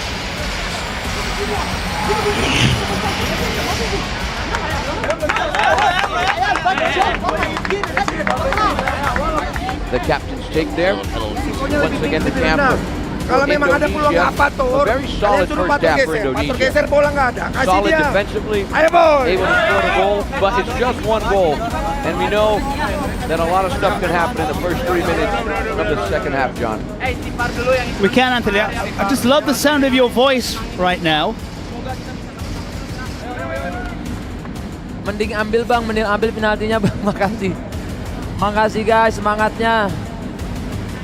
Primeiro tempo acabou. Aku sampai tadi aja hari ini nggak mau nonton guys. Nosso presida perdeu o pênalti, mas tá bom. Com paciência que nós vai conseguir essa vitória aí hoje. Gokil guys. Sementara Indonesia unggul 1-0. 55.000 on stream guys. 1-0 para nós. Live di TikTok Atta Halilintar. Let's go. Vamos continuar Let's go guys. aí que eu acho que a gente vai conseguir vencer. Let's go Indonesia.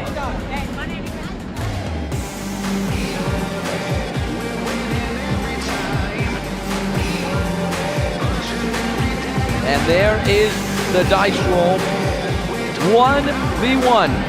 That's what it's going to be for the first 3 minutes of the second half. Just to say, John, Carbun was in charge of the dice roll there, the president of Team Turbo in Kings League Mena. He was over in booth number 24, just below us.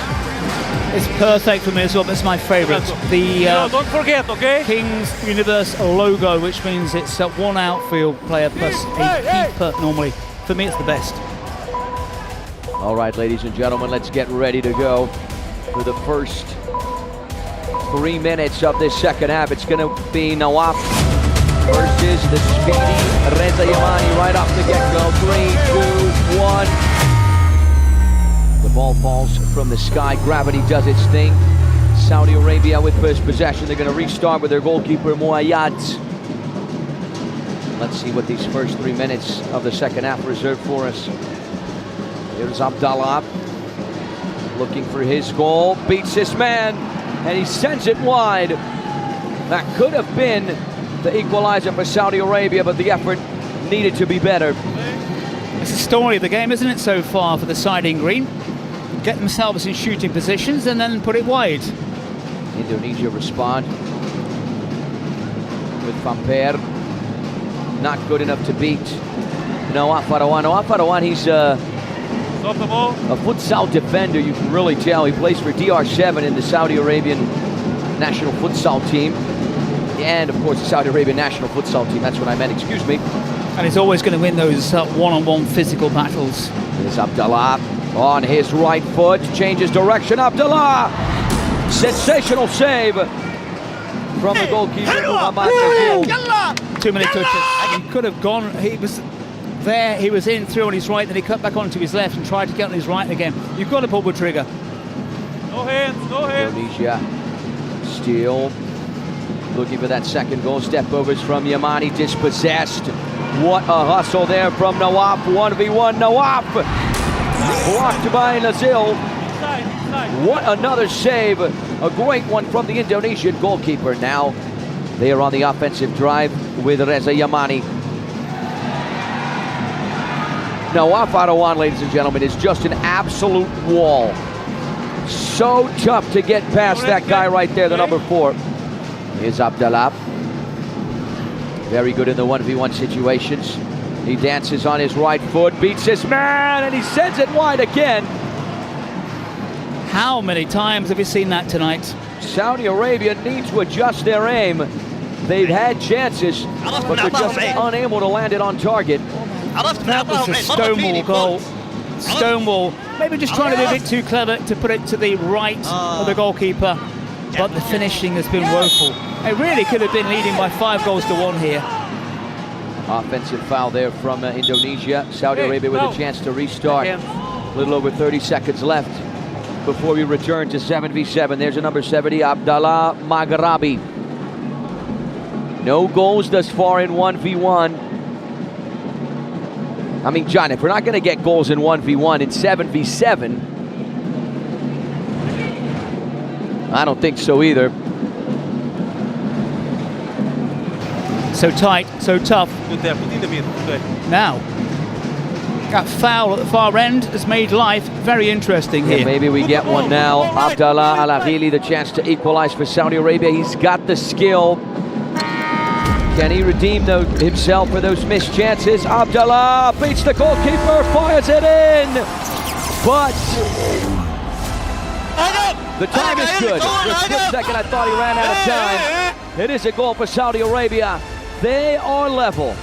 Abdallah Al-Aghili finally gets his first goal of the game. After missing several chances, he redeems himself in great fashion. In a 1v1 situation, he's got 4 goals in the competition. Yeah, stretching for that as well. That all coming from an incident back in the goal mouth. The referee decided that was a foul, resulting in that shootout scenario. And he almost missed it as well, didn't he? He really had to stretch on his left peg to find the back of the net. Here's a number 7, Fawzan. Dances in front of Nawaf Arawan, who wins the challenge as usual. Restarts with Moyayad. 5 seconds left. Nawaf accelerates. Pulls the trigger. Rather weak shot there. 7v7. 1 goal apiece, John. Yeah, it was clever tactics from Saudi. In defensive moments, Nawaf, the number 4, was on to try to win the ball back, because there's no way any of the Indonesian players are going to beat him on the physical stakes. As soon as he got the ball back, he was off, and a sub came on. There's unlimited substitutions here as well, so tactically good. They've got a goal back, Saudi, but they've missed an absolute hatful so far. A very even game thus far. Indonesia putting up a good fight against Saudi Arabia on their first ever appearance at the King's World Cup of Nations. A huge milestone for this team on the global football entertainment stage. So I wonder already if we're heading for shootout city. There's such a long way to go between now and then. Of course, we've got a couple of cards to come, plus a presidential penalty as well, potentially. For the next 13 minutes, the teams can use the secret cards and the president penalty. Saudi Arabia still have their president penalty with Darbaha. Indonesia squandered theirs with the second miss of the competition from Atta Halilintar. And of course, they have the secret cards as well, both teams. Could it be a shootout? Could it be a penalty? Could it be a reverse penalty? Could it be a suspension? Star player, joker? Those are all the options. Here's Moat, or rather Peter Jr. Moat is the number 11 on the other side, excuse me. Abdulaziz. Here's Peter Jr. back towards Abdulaziz. It's a nice give and go there. Fatur to restart for Indonesia. Good piece of defending there from Wail to get his body in the way. He goes down, gets right back up, gets entangled with a number of players. Saudi Arabia win it back, immediately lose it. Indonesia looking for that second goal. Is the through pass. He gets to it. Block. Great block from Muhammad Nazir. I like that voice. Block. Well, it was a brilliant through ball. Just watch this, on a plate, and then a wonderful one-handed stop. We got more people checking in with us from across planet Earth. Let us know, everyone, where you're watching the game from. The more people, the merrier. Over 3,000 people connected with us here. Let us know where you're watching the game from, if you're enjoying it. And of course, just to reinforce to our viewers, up next we have Germany versus USA. Germany looking for a rebound win after losing to Argentina in the shootout by just 1 goal. Heartbreak for the Europeans. The US flying high after a convincing 5-2 triumph over Team Japan. The effort from range is dealt well by Nazir, and John will be in charge of play-by-play for that one. Huge shout out to our viewers in Nigeria. Nigeria, a very traditional side in the beautiful game, but they were eliminated by the Democratic Republic of the Congo, if I'm not mistaken, and unfortunately will not be at the World Cup this year. But Nigeria did play at the World Cup in Brazil, I recall, in 2014. They gave Argentina a very tough time in their group. Give shout out to our viewers. Guess where, John? You're going to tell me. Where are we? Starts with a U. So many places I could possibly mention. Uzbekistan, of course. How could I possibly forget? Because they're always tuning in. Very pleased to hear from them once again. Yeah, that is the consistent place across all of our matches that everyone is checking in from. Uzbekistan. Uzbekistan will be at the World Cup, making their debut in the middle of the year. And you know who's the manager of the Uzbekistan national team? You're going to tell me? Fabio Cannavaro, remember him? Of course. Won the World Cup with Italy in 2006. He was the Ballon d'Or winner that year. And the year after that, guess who won it? Kaká. And Kaká was here yesterday at the Trident Arena. Oh my God, I cannot believe it. I was able to get a selfie with him. It's a little bit fuzzy, the selfie, but I think it's good. Maybe AI can kind of correct it, but special picture nonetheless. And Kaká, Neymar, Victor Hockey, all here yesterday evening. Victor Hockey's role, though, dice roller more than anything else. One apiece here. Saudi, Indonesia. Indonesia scoring early. Saudi with a hatful of chances. And a reminder, as Anthony has already mentioned, the USA against Germany coming up after this one.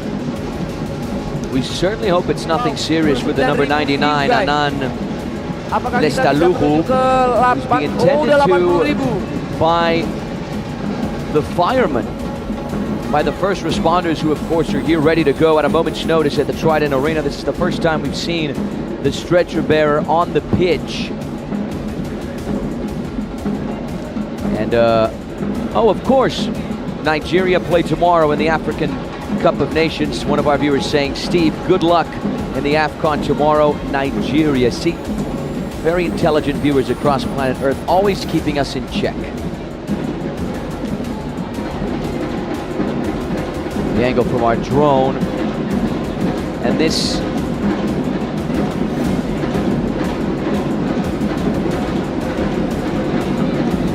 is one of the first attempts of the game there from Moyayad that went wide. Just 2 goals thus far. Certainly one of the most low-scoring games of the competition. We've got a lot of low-scoring games in the competition, but then in the final minutes, that could change in match ball, obviously. Yes, surprisingly low-scoring games, including Argentina, both of their appearances. Certainly hoping for a speedy recovery for Anan Nestaluhu, the number 99 for Team Indonesia. Here come Saudi Arabia, right-hand side. Good piece of defending there. They have the corner kick. Huge shout out to our viewers in Richmond, Virginia, checking in with us as well in the US on the East Coast. Back post, Nawaf was there, but Fatur was able to deal with it. Remember to sync the Kings World Cup of Nations 2026 schedule to your calendar. Very important, everyone.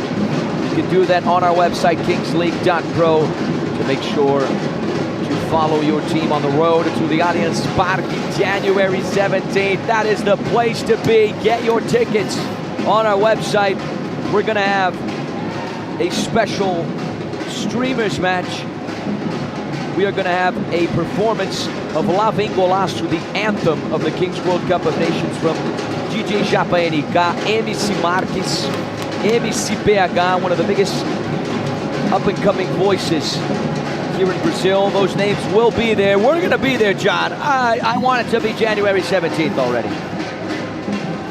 Allianz Parque, home to Palmeiras. Wonderful stadium, wonderful arena, holds around 44,000.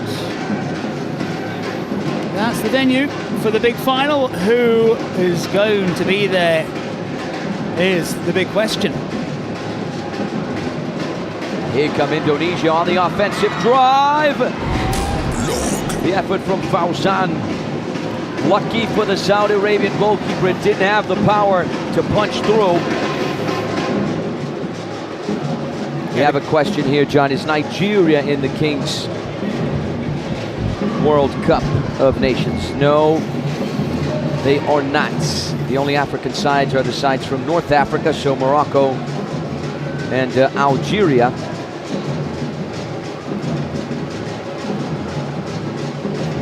Here's Abdulaziz. He's got support on the right-hand side from Jordi Rinaldi.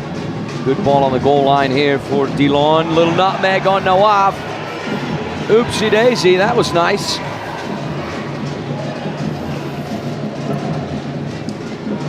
The through ball is intercepted. Step overs. Indonesia working their way forward only for a split second, though. Saudi Arabia won it back. Al-Akhili with the layoff. Nawaf Farawan. He's got support coming from the right-hand side. Saudi Arabia looking to turn it around.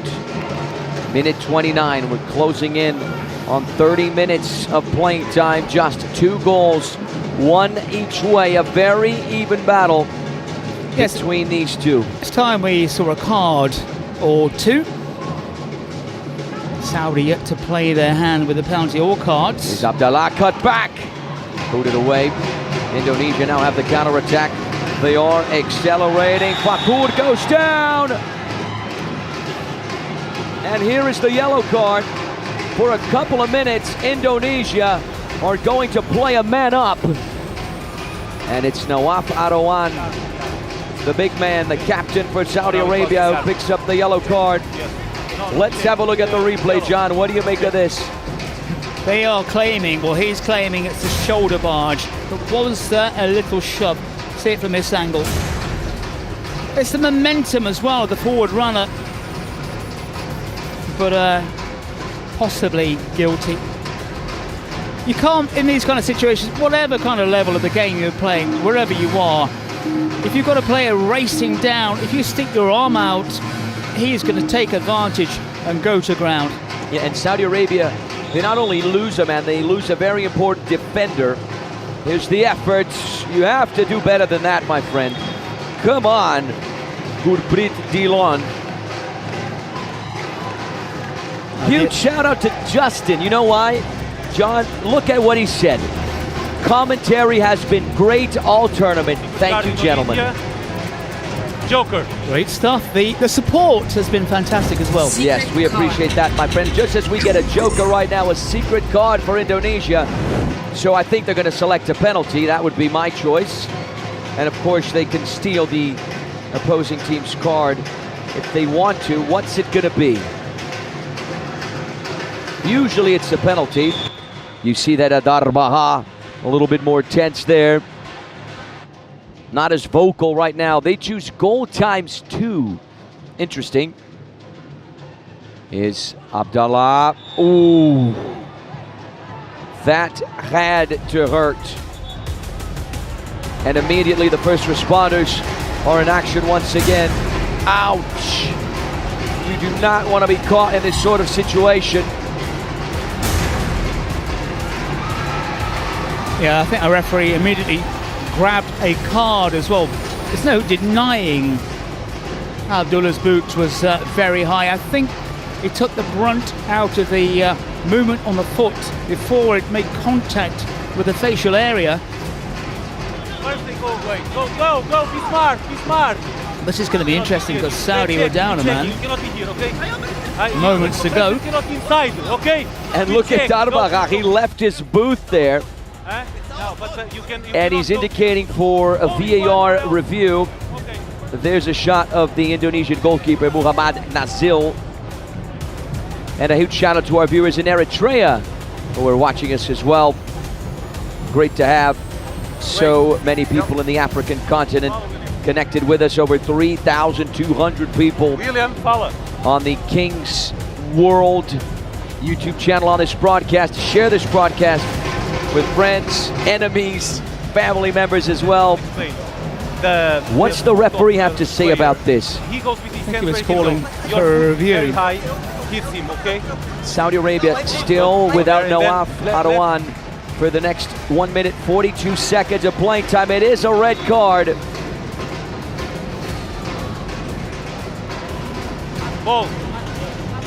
The player will not be available for 5 minutes, so Indonesia are playing 2 men up. This is the first time we have seen this situation in the competition, John. Can they capitalize on it? Well, they have to.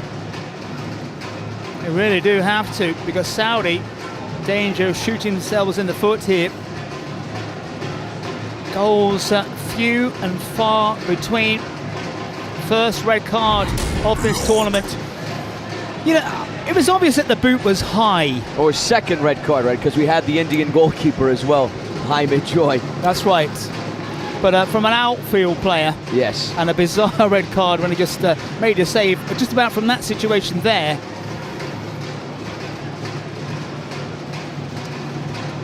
So now when it comes to outfield players, it's 6v4. Can Indonesia capitalize? Here's the turn. No, they can't. At least not on that attempt. So close. Hatta Halilintar couldn't believe it.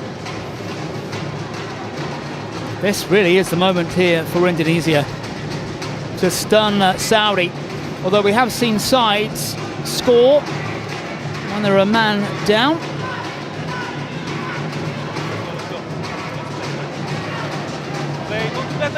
Sideline throw for Saudi Arabia in their offensive half of the field. Sideline throw, back post. The target there was Ribia, the number 5. Not only do Indonesia have 2 men up, they have double goals for the next little over 2 minutes. So they really need to capitalize on this. Tricky situation right now for Saudi Arabia. And now Afaroan returns. Now Indonesia only have 1 player up for the next 3 minutes. Elon trying to work his way inside, dispossessed. Indonesia to restart. 32 minutes on the clock. Less than 4 minutes left till we hit or match ball or shootout. Right now, we're heading towards a shootout. The run down the right, cut back post!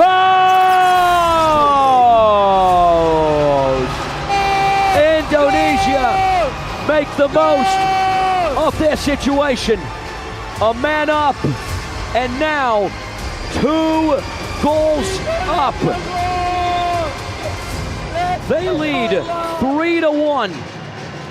What a run from the number 17, Fatur, back post. 1 touch on the ball. That's all Dillon needed to smash it in.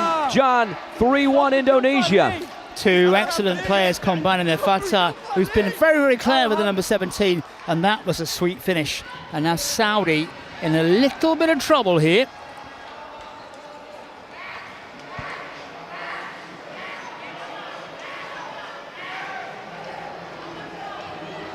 Sideline throw for Saudi Arabia in a 2-goal hole.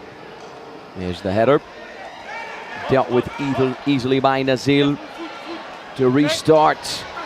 After all, it looks like we are going to enter match ball mode. Here's the effort from range. It goes wide.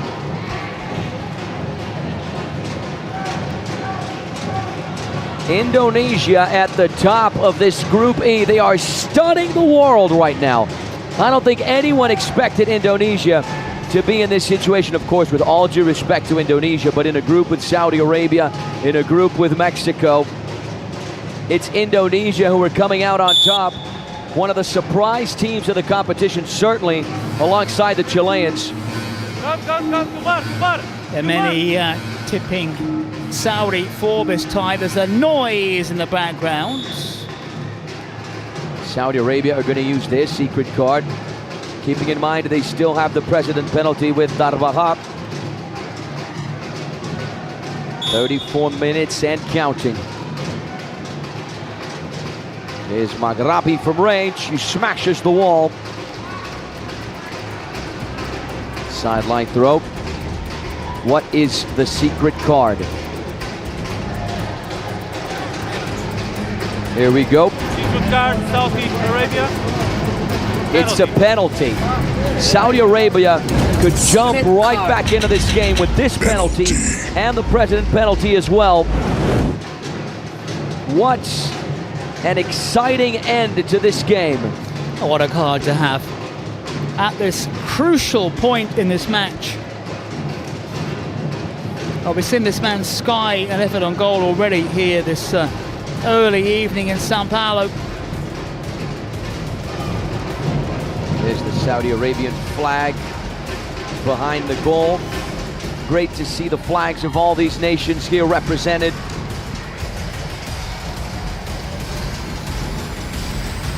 Over 3,000 people connected with us right now across planet Earth. Keep interacting with us. Let us know where you're watching the game from. Nawaf Arawan versus Muhammad Nazil. The referee sounds the whistle. Here's Nawaf! Wonderfully taken. Saudi Arabia are back in it. They have a lifeline. Good night, Indonesia. It is 3-2. Producing a celebration from Tarbun, from Darbaha in the Saudi Arabian camp. What a game, John. Perfectly timed and perfectly executed penalty, and it had to be, just as this match was starting to slip away from Saudi, put themselves back in the picture. Great penalty.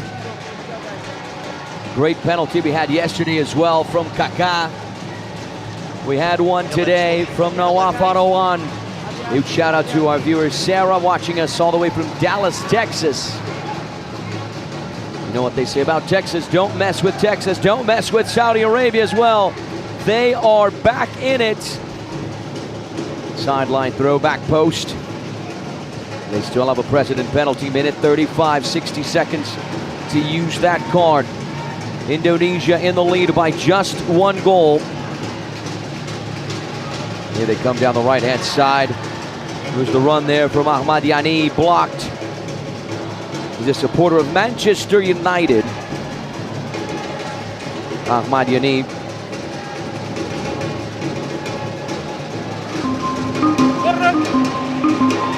Goal kick for Saudi Arabia. President penalty. Here we go.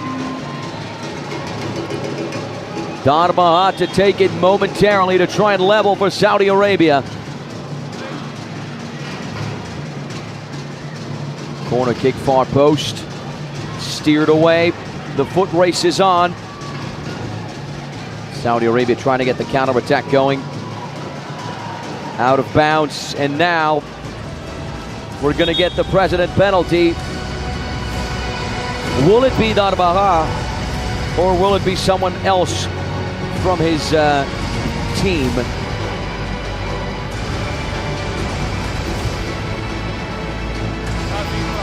Saudi Arabia down by just 1 goal. They have the golden opportunity right now to draw level and to send us into a shootout. There is movement from the Saudi booth. There he is, Darbaha, team president in the Kings League MENA, leading DR7. They were crowned champions of the Kings Cup MENA in 2025, a huge milestone that solidified both the team status and Darbaha's impact on the competition. Can he go 1 for 1, or is he going to go 0 for 1? A chance to level for Saudi Arabia and to send this game in to the shootout. He's going to take off his shoes. Many presidents have done exactly that before him. A few have succeeded, a few have not. Yeah, I'm always intrigued when they remove the footwear. I really can't see the advantage. Let us know if you think you know why. Here's Darbaha, right foot on it! Wonderfully taken. The president draw Saudi Arabia level. We are tied once again, ladies and gentlemen. It's a 6-goal thriller. 3 goals apiece.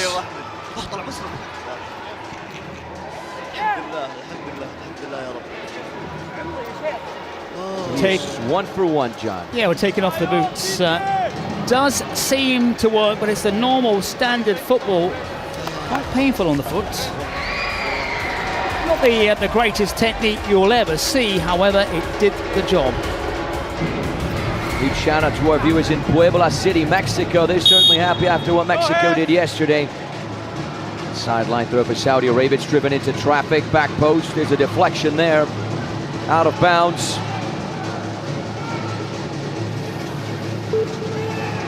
From the looks of it, ladies and gentlemen, we are heading for a shootout. Another shootout after a 3-3 tie. We had this between the Chile and Netherlands. We had this between Argentina and Germany, and we're going to get it yet again between Saudi Arabia and Indonesia. I think because of the quality of the players, John, Saudi Arabia just might have a little bit of the edge in the shootout. And I wonder if Indonesia are kind of now thinking, well, we've let Saudi off the hook here somewhat.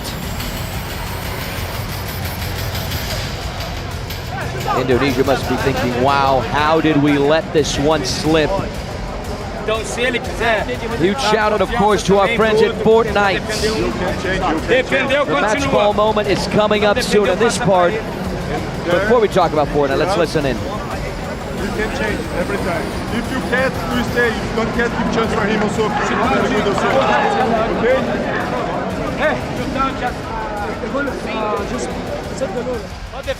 Okay?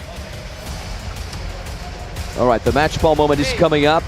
And this part always reminds me of Fortnite because you're down to the final 2, you know, John. You certainly are. Stay calm. Don't mess it up. It's that kind of moment where everyone's watching. The same thing here. One play could decide the whole match. That's exactly right, my friend. It's that mix of chaos and tense calm that's so good both on the pitch and the Fortnite island. So chats, if you want to feel that later, you know what to do. But for now, eyes on this, because as we know, it can end in a single second. All right, everyone, we're getting ready for the shootout. To inform our viewers, yes, the top 2 teams from each group are guaranteed to fight another day. The first team goes straight to the quarterfinal. The second team will play what we call the last chance. It's a do-or-die knockout phase before the quarterfinal. Okay, here. And the best third team, or the best third place team, will also be going into that last chance phase. Inside the area. Indonesia, the team in red and black, versus Saudi Arabia, the team in green, who will emerge triumphant after the shootout. Yamani and Dilon scored for Indonesia. Darbaha, Al-Akhili, and Nawaf Arawan are the players who found the back of the net for Saudi Arabia. Make sure to vote in the chat for MVP of the match. All you have to do is write down the name of the player, guys. Write down the name of the player who you think should be the MVP. You see in the corners there, Atta Halilintar and Darbaha. Atta Halilintar missed. Darbaha didn't. Shootout. Nawaf Saleh to get it started. Can he deliver? No, he can't. Great save from Muhammad Nazil. I wonder if we're going to get a repeat of the Argentina-Germany shootout situation. Low-scoring match. Low scoring when it came to the shootouts. It's all about that first touch for me, really preparing yourself, putting the ball in the right place. You've got 5 seconds to race forward. But the first touch is absolutely key. Here come Indonesia, also denied. Went down the center as well. Great save from Muayyad Al-Karnib. This is a huge moment for the goalkeepers. You know, I wonder how much practice goes into this, because that was absolutely dreadful. That ball was going nowhere apart from into the chest of the goalkeeper. The votes are coming in, a lot of votes for the Indonesian goalkeeper, Muhammad Nazil. Really took one for the team a few minutes ago. Is Ali. Can he be the first to score? No, he can't. Muhammad Nazil, once again, a strong candidate for man of the match, this guy.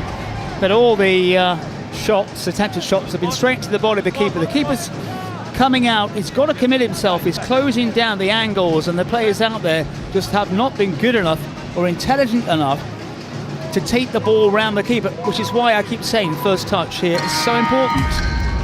Yet another shootout. Yeah, Reza Yamani also sends it wide. And his first touch was poor because he didn't set himself up. This is reminding me of Germany versus Argentina. 4 attempted shootouts, 4 misses. The opposite goal, though, it's the north stand. Yeah. These players are attacking, or at least trying to attack. So now Moat, the number 10. Can he justify that number 10 jersey? Here he goes. The countdown is on. Oh, my word. It's getting worse. You have got to be kidding me. It's going downhill fast, Maybe isn't it? I should just exit my booth right now and go down there. Well, you know, I like to see players trying something different. And you could see what he wanted to do, but he didn't have the technical ability to pull it off. Yes. Go, go. And these shootouts so far, there's no other word for it, they've been awful. Now Abdulaziz for Indonesia, their 3rd shootout. Here he comes. Abdulaziz, wonderful strike, tucking it into the very corner. Indonesia takes the lead in the shootout. He found a little tight pocket there. Right foot on the ball. This one good enough to beat Muayyad Al-Karnib. Yeah, he tried to spread himself, the keeper. Finally, a breakthrough. Here's Nawaf Arawan.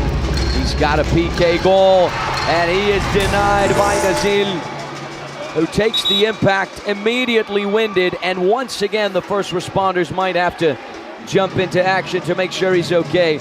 Took that one to the stomach. Ooh, don't give me the replay, ouch. Yeah, you've got to be brave. You know, a shot is coming in, as a keeper, you're stretching your arms out wide, so you're leaving the body vulnerable.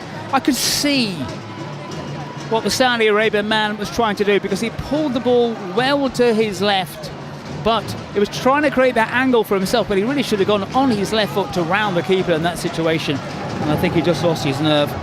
This is big. This is huge. Here's Van Per, who, I don't want to be the kiss of death, but he's highly skillful. Scored in the game. Can he score in the shootout as well? The answer is yes. Indonesia win it. Saudi Arabia are contesting this goal. They're saying that the goal from Van Per happened after the 5-second countdown, and the goal is legitimate. After VAR review, the goal is legitimate. Indonesia stun the world. They pull off the upset, clinch their second win of the competition, and just like that, John, they are at the top of this Group E. Look at the celebration from the Indonesians. Huge moment for the side from Atta Halilintar. Saudi Arabia stunned here, because they came into this match, I think, as firm favourites. Loads and loads of possession. Didn't have the shooting boots on early on in that first half. And then they lose on the shootout. And Indonesia, you know, without being over spectacular, defensively when necessary, attacked when they could do, did the business. Right at the very end of the keeper takes the MVP. I like to see the keepers getting his MVP award, because I think early on in this tournament they were being overlooked, but we've seen some outstanding goalkeeping.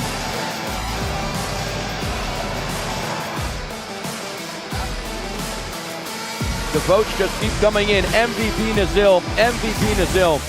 This goalkeeper was absolutely incredible, especially in the shootout.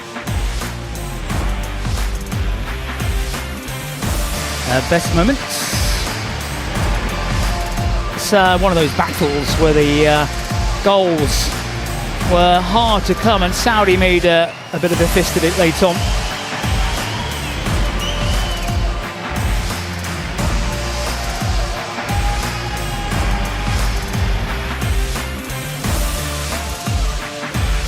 Coming up next, we have the US versus Germany. Germany versus Team USA. Germany looking for the rebound win.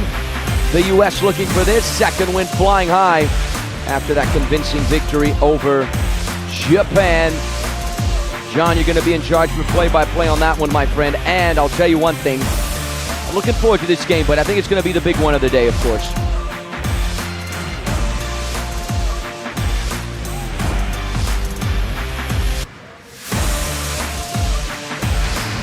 Some of the best moments.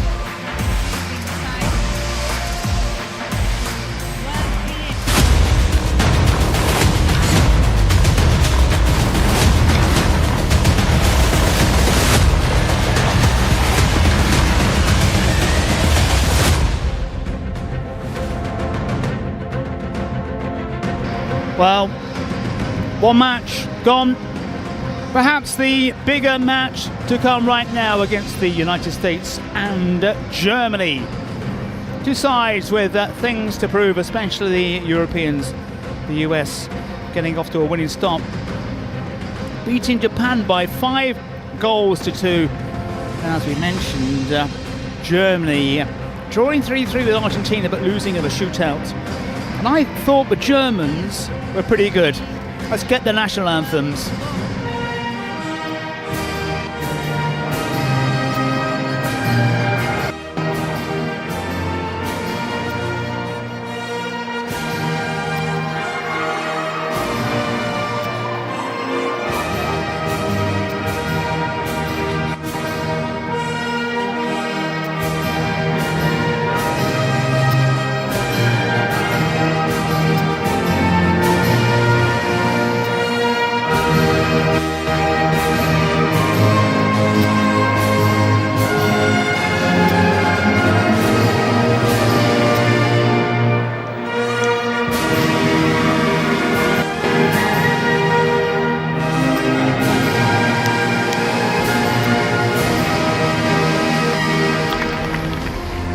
Reminder, the votes at the bottom of your screens. Get involved with this as we await a German national anthem.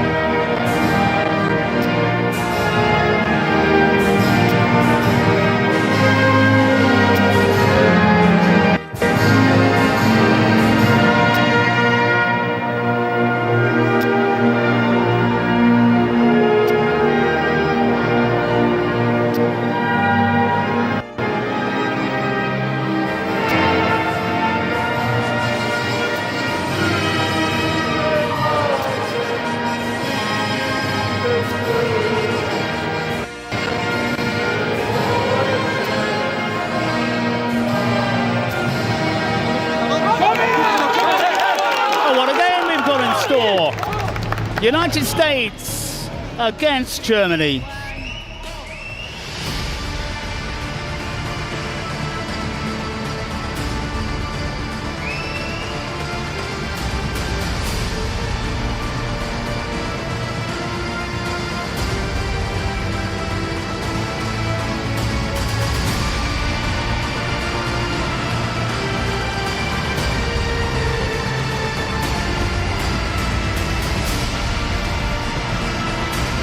Second game of the evening, live and direct from the mega city of São Paulo, Brazil, and the Trident Arena.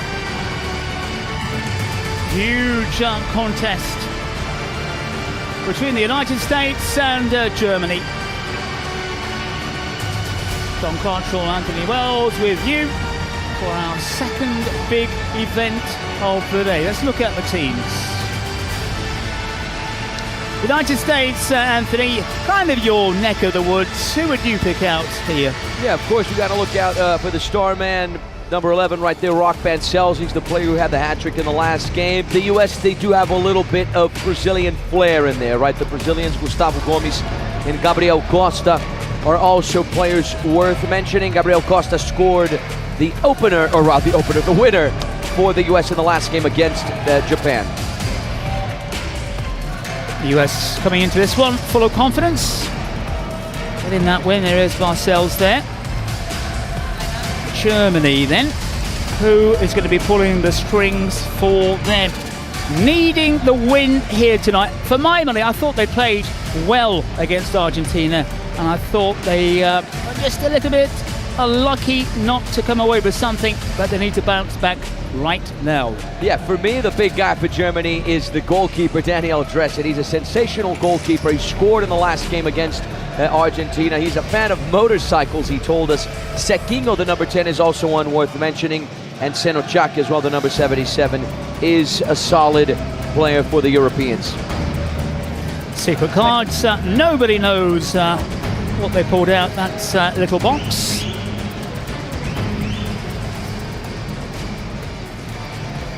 And we will take you through the rules and regulations if you are new to the King's universe. You'll also get some help in the bottom right-hand corner explaining what's happening. We are in the Trident Arena, the United States against Germany. The audience has decided the 1 versus 1 USA. Rock Bancells, number 11. Germany, Amar Cekic, number 10.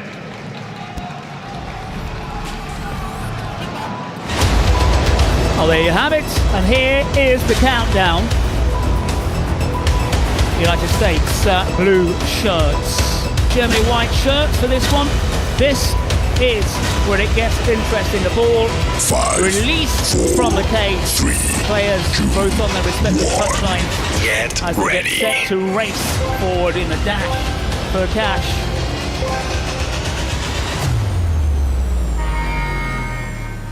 Well, here we go. Gets that ball bang in the middle of the deep. Crucial opening moments here. One outfield player, one keeper. It's all about tactics as well as the skills required. Make that space for yourself, make that space for your teammate. Sequinho with a layoff. Desden has it stopped, he's got to race back and a chance to welly this one towards the goal. It's just wide of a target. That's what you have to do. It's all about quick thinking, getting that ball down in those danger positions. One. Yeah, that was the right idea there from Eduardo Pollo Cortés, but of course from that sort of distance, it's tough to get right. He almost did it, but came a little short. Sequinho tries to go round the long way. The keeper's in all sorts of space, but he never gets the ball. Approaching the first minute mark, and slowly more players will be introduced. I don't think the throw-in is of any help to either side. 6, 7, 8, 9, 10. To release that ball just that little bit quicker.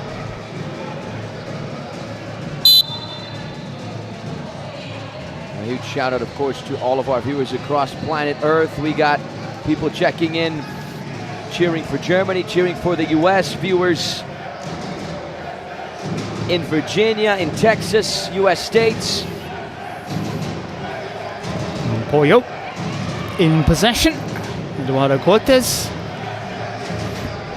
1, 2. Now here come the USA. 4, There's space 5, here. Pollo is 6, available. 7, 8, Goes past one, 9. sets it up. The finish from Bancells was a little tame. Yeah, didn't have much of an angle there, did he?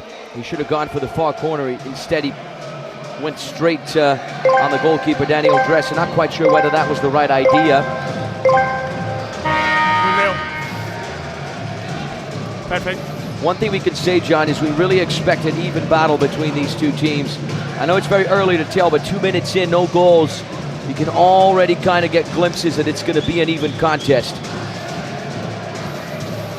This is where the goals tend to fly in, those opening exchanges of each half. But it's been a bit coy so far. Sequinho, good work from him. He's on the ball now, misses his shot. Chance for the US to break. Do so well and find the back of the net. Costa it was who broke down the centre. Hit him with the shoot. Hit him with the shoot. Second goal for the Brazilian-American Okay, player, Gabriel that's Costa. my number 10. What a run. God. Didn't look at the keeper, Beautiful had his ball eye from on the Pollo. ball, left-footed Beautiful finish, a ball goal from for the Pollo. player He said, run from me, mama. Galacticos del Caribe. That's his latest Kings League team. Yeah, you look down the names in this United States size: Martinez, Pollo, Gomez, Acosta, Nunez, Morales. Is a fair old mixture. Just giving you a hint to their background. Germany then trailing by 1-0. It's a thunderbolt of a shot. And it fails to test the keeper. Morales up next is Juanito. Made that Morales space well. is going to come on, yes. Wrapped his foot around it. The $1 Sequinho. million boy, MGF, you remembered. Let's go. You saw there Castro and Papa Plate, the presidents in the corner. Castro scored a beautiful Panenka penalty against Japan. Germany give it away far too cheaply on that occasion, then quickly win it back. The Germans riled up here. Senoka off target again, quickly out forward. The US looking comfortable. Chance here for a second, and it's well taken. And the United States score quickly against the Germans. They pull the Europeans napping, and they've made them pay. Yeah, Rock Bancells has the numbers when it comes to goals, but Gabriel Costa has got the skills. This kid has got Stopping on a liquid dime. nitrogen Stopping on a dime. running through his Stopping all veins, the and this time. is We call that exactly samba. why. Look at how cool, calm, Very well done. poised he is in front of goal. Very well done, This is Chad. very that fucking difficult to composure do, there, John. man. That's 99 Impressive. composure. You see how they Team of wait? the You know, year. the first touch, Team of the year. just 99 killed the composure ball, for Gabe Costa. waiting for the defender A to beautiful commit. ball. And then pulled it into the back of the net. So Costa right now giving the Germans a lesson. I believe we heard some of the play-by-play there from Castro, the Mexican-American Twitch streamer. Japan made the United States work, not so from the Germans. Early doors. And here come the USA and Costa again, breaking down that left-hand channel. This time addressing with the quick rollout from him. Germany don't want to let this game run away from them.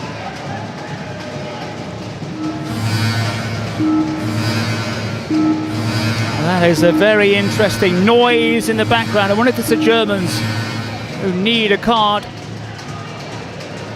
Well, there's the answer at the top of the screens. Germany, a little bit of possession, but trailing here by 2-0. Yeah, 5 minutes already into the time that secret cards are allowed. We're going to get one on the American side. They want to increase that lead, a 2-goal lead early on. That is very important for Team USA. And maybe trying to inflict a little bit more psychological damage on the Europeans. He's been the start, the number 10. We're going to see the card right now. Third player, number 11. Secret card.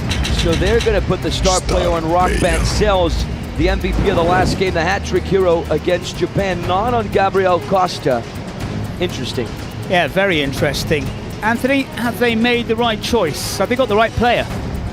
You know, many times, John, I'm thinking differently from these coaches, and most of the time, I get it wrong. So that's why I'm up in the commentary booth, and they're, you know, coaching. Yeah, they're playing the stats, they're playing the numbers. Exactly. But if I were there, Costa would be my star player. Yeah, this is the thing about football, isn't it? It's so fluid. And the numbers are a massive help, of course, but every game is different. You've got a man who's on form in Costa. They've gone to a different player. Will it work? Or will they have egg on the face as this is pumped forward? Germany needing to recover. 2 goals. Might be a lot in normal football, but this is anything but normal. But I could completely understand the decision to pick Rock Bancells, right? I mean, scored a hat-trick in the last game. He, of course, could find the back of the net in this game, and he does have experience at the highest level in the Kings League. He plays for Rayo de Barcelona at the Kings Cup in Spain, and he played for Jinxie FC at the Kings Club World Cup in Paris. Germany flooding forward and the USA digging in now. An opportunity is squandered. Ismac, or Imsak rather, didn't really get hold of it, and Germany get it back in the middle of the park and then leave the ball behind. And the US could break, but they had too many bodies back in defence. Now, nice little challenge to win it back for Germany. It's a balanced game, but the US more efficient in front of goal. Epi. That was a huge save from Boyo Cortés, not allowing Germany to get back in it. This is Epi again. There's the layoff. Little triangle from the Germans, and it's well off mark. Germany maybe run out of ideas on that occasion. This man here has been a little bit subdued. Well, he's seen the funny side. Maybe he can hear what we're saying. Yeah, there's Papa Plate. His jersey, if I'm not mistaken, John, is the jersey that Germany had at the World Cup here in Brazil in 2014. Well, that's rubbing salt into the wounds, isn't it? Yes, my friend. Let's stop talking about that subject, okay? Very sensitive over here. I was going to say, just remind me of the scoreline from Belo Horizonte. I don't know what you're talking about, my friend. I don't know. I don't have any idea what you're talking about. I'm focused on Team USA. You know, Team USA in that World Cup, they fell in the round of 16 in stoppage time to Belgium, if I'm not mistaken. Tim Howard with a huge performance, but it was just not good enough for Team USA. Julian Green, I believe, scored the goal for the US in extra time. And the US again probing down this right-hand channel. Germany a little bit rocked, failing to produce anything of note in the final third. Costa with a brace for the North Americans. Boyo. Miscontrol from Bancels, who's not had a sniff on goal since being made the star player, which means any goal that he scores will count double. This is a guy who's very solid on defense as well. Stefan Mijatovic. He's got the personality, and you can tell by that mohawk. What exactly can you tell by the mohawk? The 50-50 kind of color on it. Not quite sure that's something I would do, but that's something you would consider, right, John? I certainly would do, yeah. It's a statement. I'm not quite sure what kind of statement, but it certainly makes him stand out. Here's a commentator's dream.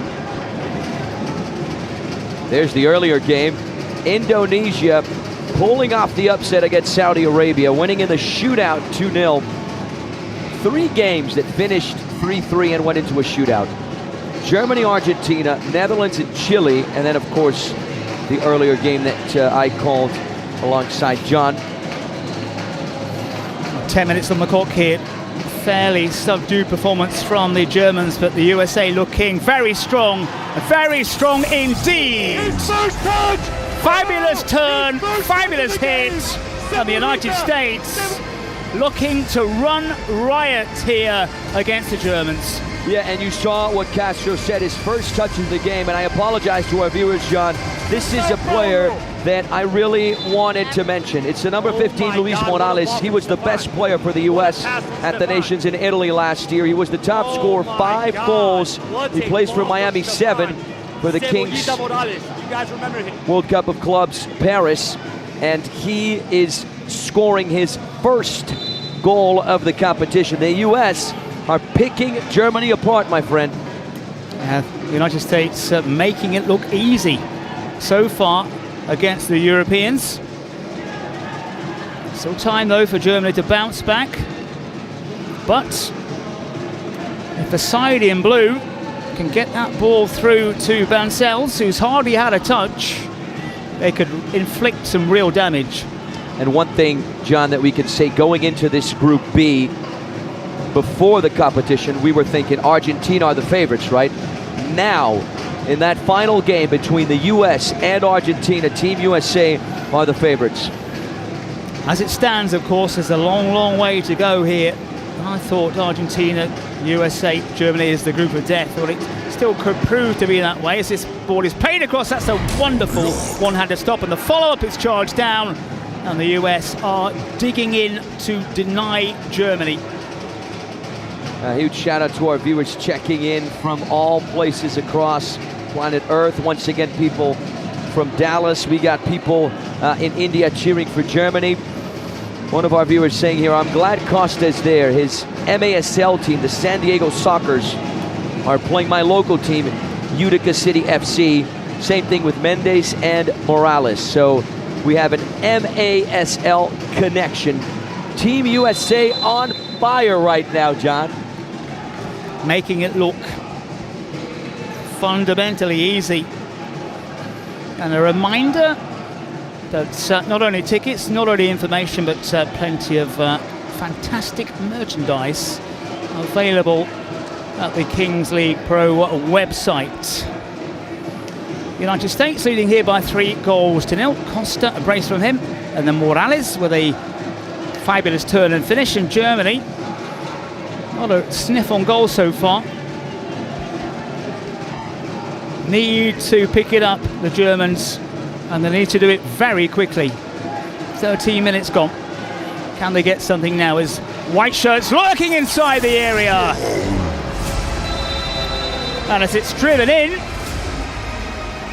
a referee can step in, and there's a little bit of joy for the Germans. Certainly a produced a reaction there from Papa Plante. Very brave from the number 9, Seratim Sak, to just throw himself into a dangerous position. But what a run from this guy right here. Look at the pace. Look at the speed down that left wing from Hagen Blom to drive it in. One touch on the ball. Germany have a lifeline, and they are back into this one. Very well worked by the Germans. Fabulous little run by Bruno on this near side. Sak put himself in bravely to hammer it into the back of the net. Now they are checking something. Potential offside, perhaps? Checking in progress. VAR intervention.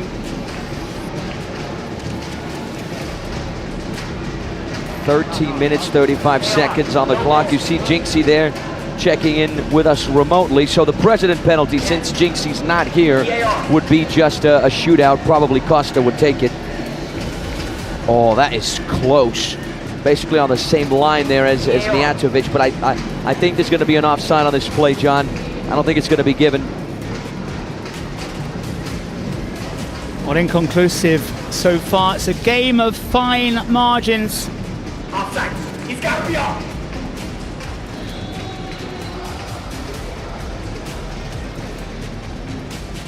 Sometimes if it takes this long, you kind of wonder if they should award it to the attacking player, because we're talking about millimeters, of course.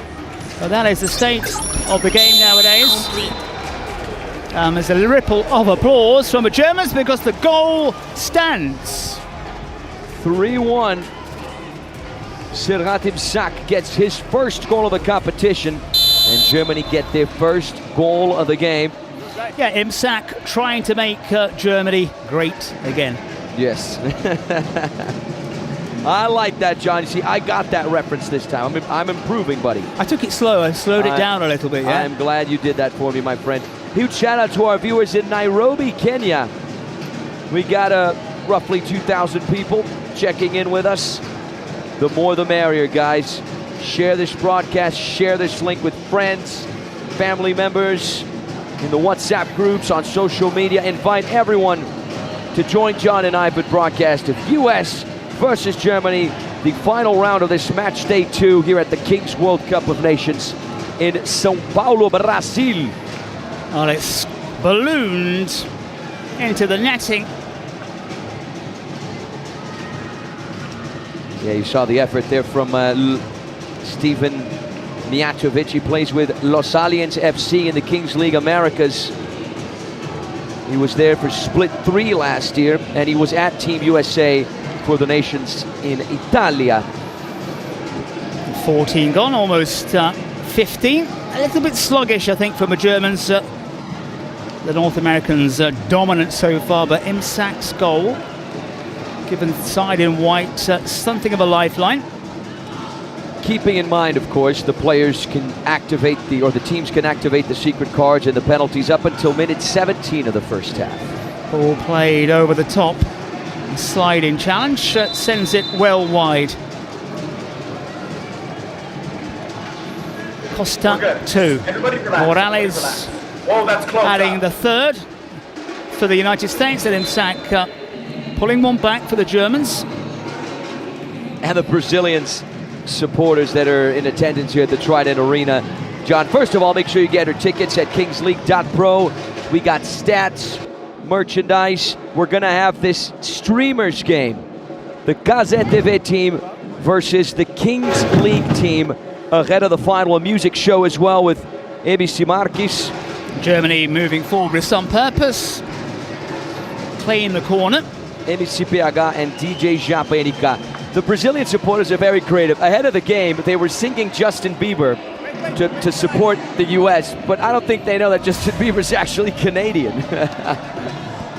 Yeah, tenuous as this one is again skied. It's been one of those strange matches so far, not the kind of blood and thunder we had expected. The USA cruising to that 3-goal lead, Germany trying to get themselves back in it, but we perhaps were kind of thinking we'd see a bit more. We may do now. It's a brave stop. Dresden really spread himself from short range. What a chested control there, though, from Ramirez to make the most of that situation in a tight pocket. Yeah, again, Bansel's the star player. Any goal he scores will count double at the moment, but I don't think he's had a touch. Likewise, Castro has also been very quiet. Yeah, he's going to... Costa, rather. Yeah, he's going to lose the star player privilege because we're going to enter the double goal privilege right now. The final 3 minutes of every first half, everyone, are with double goals, and the color of the ball changes. So it goes from white to orange. I think the match started out well, guns blazing, the team scoring, but the pace, the energy kind of swiveled in the past few minutes. The US were sitting on that 3-goal lead, and Germany were able to get one back. So eager to see what the final 3 minutes of the first half and what the second half reserves for us as well. Yeah, and I think in this kind of scenario, in this kind of King's Universe, you can't sit on a 2-goal lead. Okay, you can play your little 5-minute sessions where you really have a go, you sit back and let the opposition play while you recruit your energy. But 17 minutes, you'll say that a lot of it is in favour in the side in blue of the USA. Germany not yet done and dusted by a long, long way, and of course now we're at double goals. This scenario will change, or could change rapidly. Goal for Germany, and it's even Stevens.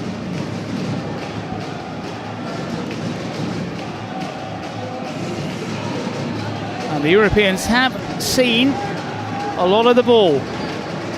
Germany will certainly be looking to score, because if they do, we're at 3-3. So I think in these next little over 2 minutes we can expect a lot more offensive Germany, a lot more of a defensive posture from the US. Do tend to see a lot of sides playing with a little bit more caution when we get to this period, knowing that if they concede it could prove to be very costly. The US have played that ball over the top to good effect. It didn't work on that occasion. Germany regroup, back with Dresden. Cambo short from him. Where's the pace from the Germans? Maybe a little bit too pedestrian. Try to work it forward. And this is a long way out, and then it's a thunderous strike, and Germany from nothing are back in it. What a magnificent hit to make it 3-3. Nothing on the cards whatsoever. And a thunderbolt of a strike from the captain. Germany make it 3 apiece. Just look at this. What an absolute rocket from Danny Bloom. A left-footed laser. It doesn't get any better than this. This is one of the goals of the tournament. Not a goalkeeper in the world who can get to this ball. This is the King's Universe, John. It's a universe of possibilities. Anything can happen, and anything does happen. The US were up 3-0, and suddenly we are level.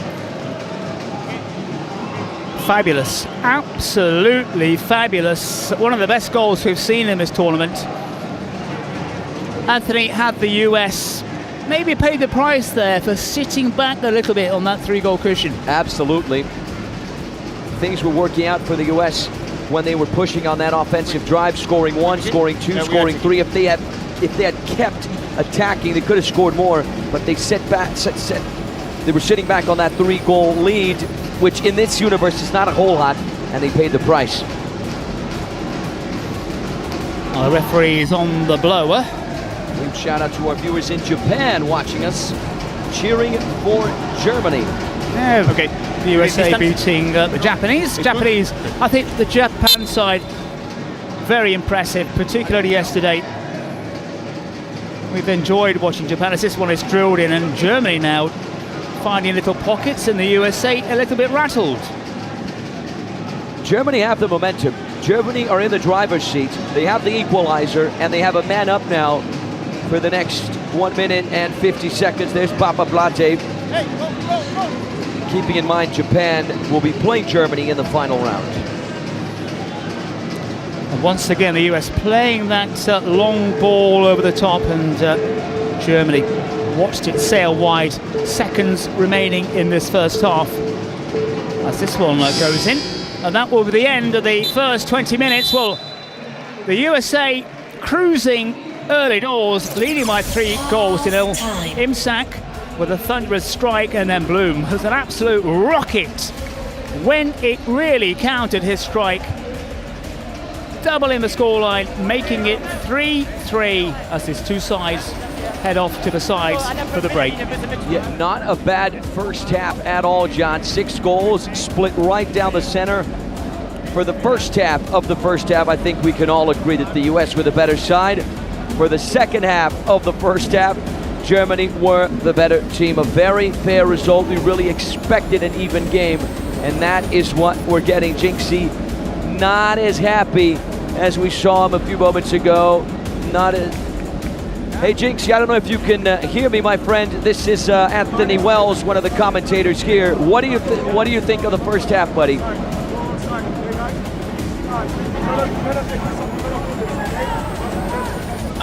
You know, we just got to clean up our play. I trust these guys. We're going to take this one home. No big deal.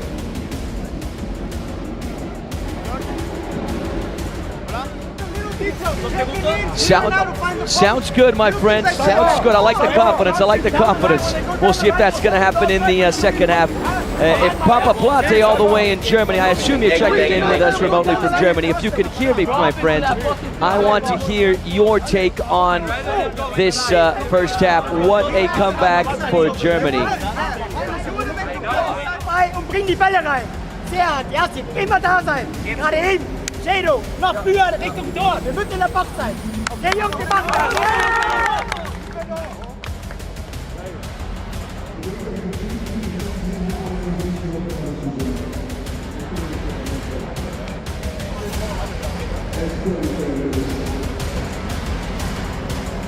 The captain's take, a very important part of our broadcast. First we heard from Jinxie. I'm glad he got to hear me.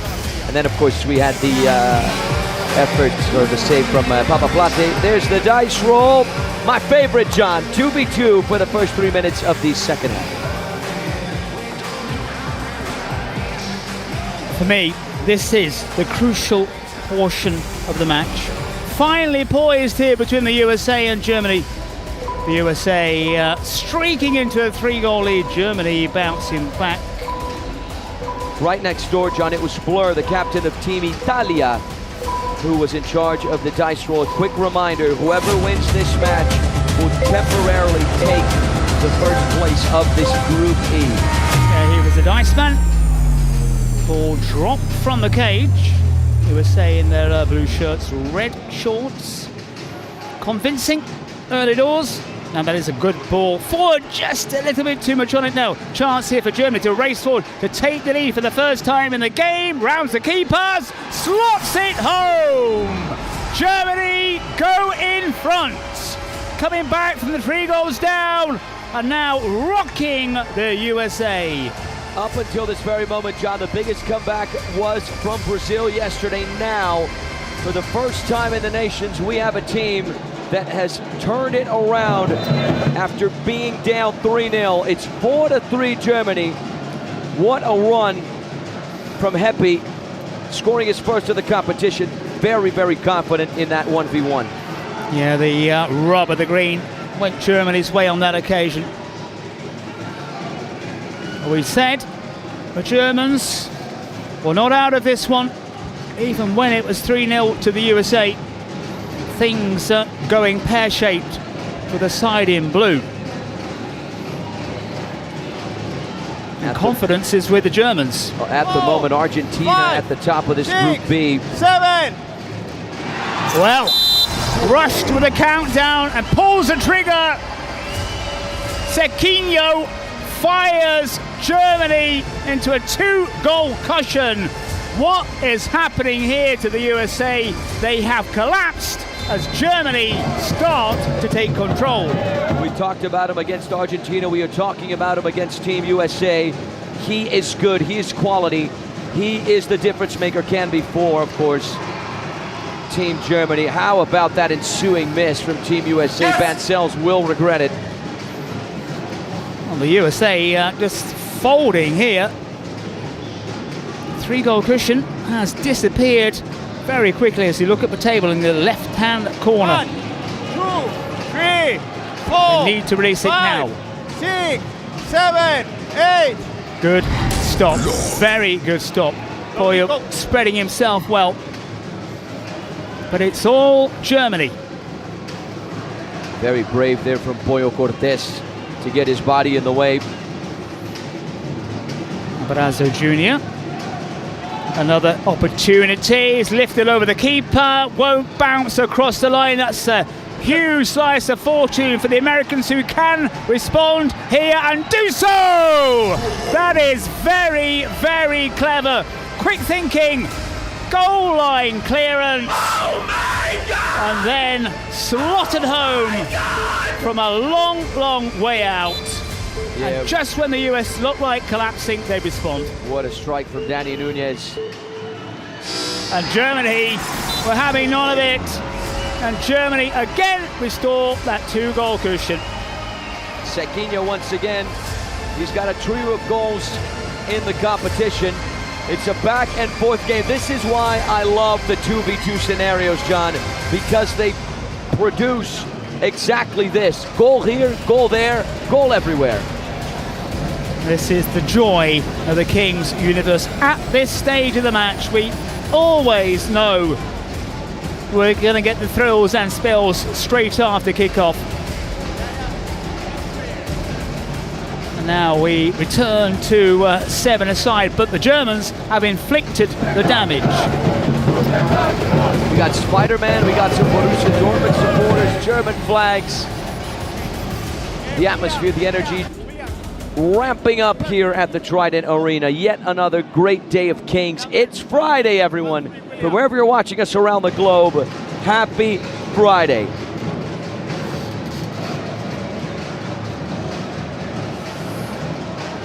Rock Bancel's important to remind our viewers he returns to the star player scenario, and Germany are playing a man up, right? Dani Núñez not available for the next minute, 20 seconds. Bancel's, we've hardly mentioned his name in this contest. Referee just stopping the game temporarily. Oh. Ouch, a kick to the knee. That is painful. A great way to tear an ACL. Ooh, certainly hope it's nothing serious. Any contact to the knee is always very, very dangerous. Well, Imsak has been in the wars, hasn't he? He's in the D, still moving a little gingerly. There's no restrictions on substitutions. One of our viewers checking in, he says, goal fest. He got it absolutely right. We got a 10-goal thriller for the second game. Yeah, after what was just starting to look very sluggish between these two. Germany, all sorts of problems. The USA looking dominant. Well, this game has suddenly turned on its head, but there's a long, long way to go.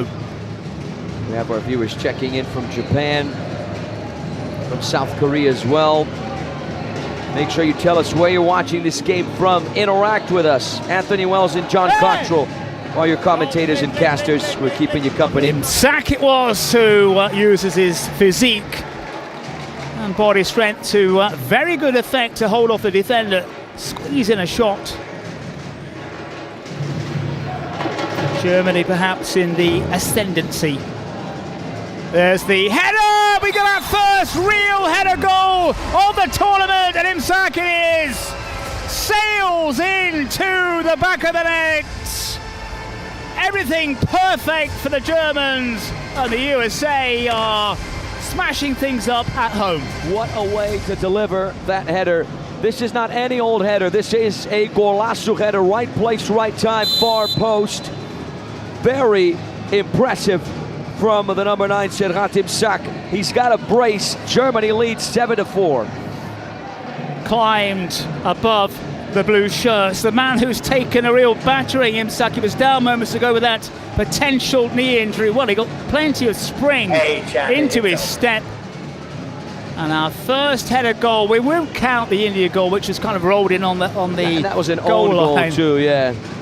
But that was wonderful from a German perspective. Can the USA now show their grit and determination and bounce back in this match? Trailing by 7-4 after looking so comfortable at 3-0. One thing I can guarantee you, John, is that the second half will be good. Both teams with the secret cards and the president penalties. Of course, those president penalties will end up being shootouts since Jinxie and Papa Plate aren't here at the Trident Arena. Rock Bancells, of course, if the US want to get back into this game, he needs to score. He needs to get a touch. Easily picked off by Germany. Starting to show a little bit of form here, and as soon as I say that, they give it away, then they recover the ball. Senak it was, who was on that far side, the number 77. It misses him on this occasion. And what the Germans want to do right now, if they can, get it to the man who's caused all sorts of problems, Imsak, as this one flies over the target from Senokak. The USA then, 3-goal lead early doors. Germany coming back very strong to lead by 7 goals to 4, but the USA not out of this one yet by any stretch of the imagination. Yeah, the number 25, he's going to appear on the bottom of your screen, Juanito Ramirez. This is a nice interchange, but it goes down the centre of the German defence, and well, it's given away by Imsak, and then thumped home Brazo Jr. He steps in for Team USA. He was very important for the US at the Nations last year. Well, the pile driver kept low. Mijatovic, no joy for him though.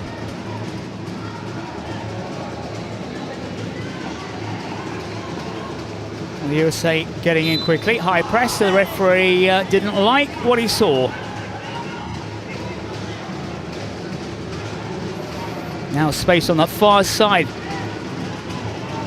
Brazo Jr. struggling to make inroads, but gets the decision.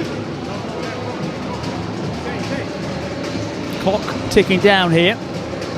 Time for cards, time for presidential penalties, and time perhaps for another goal, but it just loops wide of a target. We're going to get a president penalty for Team USA. It's going to be a shootout. Probably for Gabriel Costa to take. That would be my assumption, since of course Jinxie is checking in remotely. That's the rule. If you have a president here in attendance at the Trident Arena and you activate this card, the president has to take it. If he's not here, then it's a shootout. Let's press high. Morales, Stefan, let's go press high. Yes. And with a scoreline as it is, it is a big, big moment in this context. And here he is. Well, he was impressive, wasn't he, the first time round? I stand correct. I completely forgot. Castro, of course, is here at the Trident Arena, the Mexican-American Twitch streamer. This guy scored an absolute beauty of a goalie. Panenka, a little exchange there with Brazo Jr. Yeah, I'm not sure if that was a friendly exchange or a little bit, you are going nowhere, mate. We're going to find out if that affected him psychologically. My question is, John, he takes more than a few steps. Is he going to deliver the Panenka again? Well, everyone looking forward to what he's going to do. There's the answer. A cool finish. None of the Panenka stuff this time round. He might look out for Brazo Jr. It's hit well. Don't give up on us! Don't count us out! And the USA pull one back. There's a little bit of an altercation going on between the players. I think Brazo Jr. and the president involved. He gives the US a lifeline, John. 7-5, and now someone from the German staff is going to have a word with him. Castro explains the situation. The US have 5, just a 2-goal hole for Team USA. Make that 2 for 2 for Castro, who enters a select group of presidents, nations, that have kicked 2 and scored 2. Germany leading the US by 7 goals to 5. Germany, though, with a presidential penalty and a card, which they can produce before the 36th minute. And how crucial might those 2 factors be? well taken. Come on, lock the fuck in. Especially from the body language moving forward. So he's been effective from the spot. Very effective. And I think it's just making sure he can't get to Brasso Jr. Whoa! So much for the yeah, there was a quick hand to the throat there from Mijatovic that the ref didn't see. Yeah, they're wild, both sets of players, and everyone associated with each national side getting wound up, and the opportunity goes begging for the United States. We're seeing one sublime header, or D's on that occasion, couldn't quite manage it well, but Germany have turned things upside down from the early scoreline. It was 3-0, now Germany in front. There's a lot of history between these two teams, especially in the beautiful game. Of course, go to kingslink.pro, everyone, and head to the predictor. You can predict every round of the competition, who's going to win it, who's going to lose it, what the surprise nation is going to be. So far for me, the surprise teams have been Indonesia and Chile. Here come Germany and Bloom on this occasion, although we had that little burst of pace which has been so effective, couldn't quite hit the target. Those special card presidential penalties still available for the Germans, which could swing the match. 2-goal cushion. Now the USA trying to dig in deep. Ball overplayed. Given away far too easily. Germans again. This time down the centre. Kick and rush. Good turn, but not quite the pace and the close ability needed by Tambo. This match still on a knife edge. And again, the name of Bancels, with hardly said it throughout this contest. One of the things we discovered about the number 11 for Germany, Tambo, is that he applies lotion or oil to his body before the matches, much like Adama Traoré, so that opponents can't grab him. That's a fact that we were informed of. Does he put it on his shirt? We got one of our viewers here, ex-Tiger Loki, saying, love the commentary. How about that, John? We love the support. This match here, 30 minutes gone, almost a big mistake. All to play for between these two sides. The US trying to pick a way through. Block. Not yet done and dusted. Either of these teams can come away with a win. Germany moving forward with purpose. There's a little layoff ballooned into the netting behind the goal. Two teams a little bit riled perhaps. Feeling the pressure at this point. Germany losing their opener in the shootout to Argentina. The USA dispatching Japan. Here come the team in blue again, but Germany digging in deep, playing themselves out of a little bit of a hole. Clock ticking away.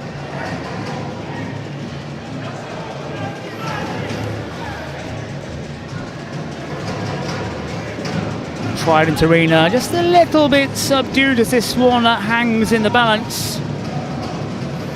Who can take this match by the scruff of the neck? Germany edging it, 2-goal cushion in the driving seat if we go to the match ball situation.